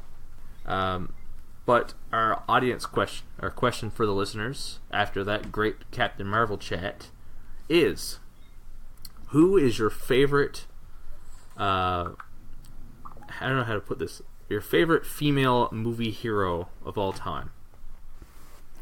Which is a vague term.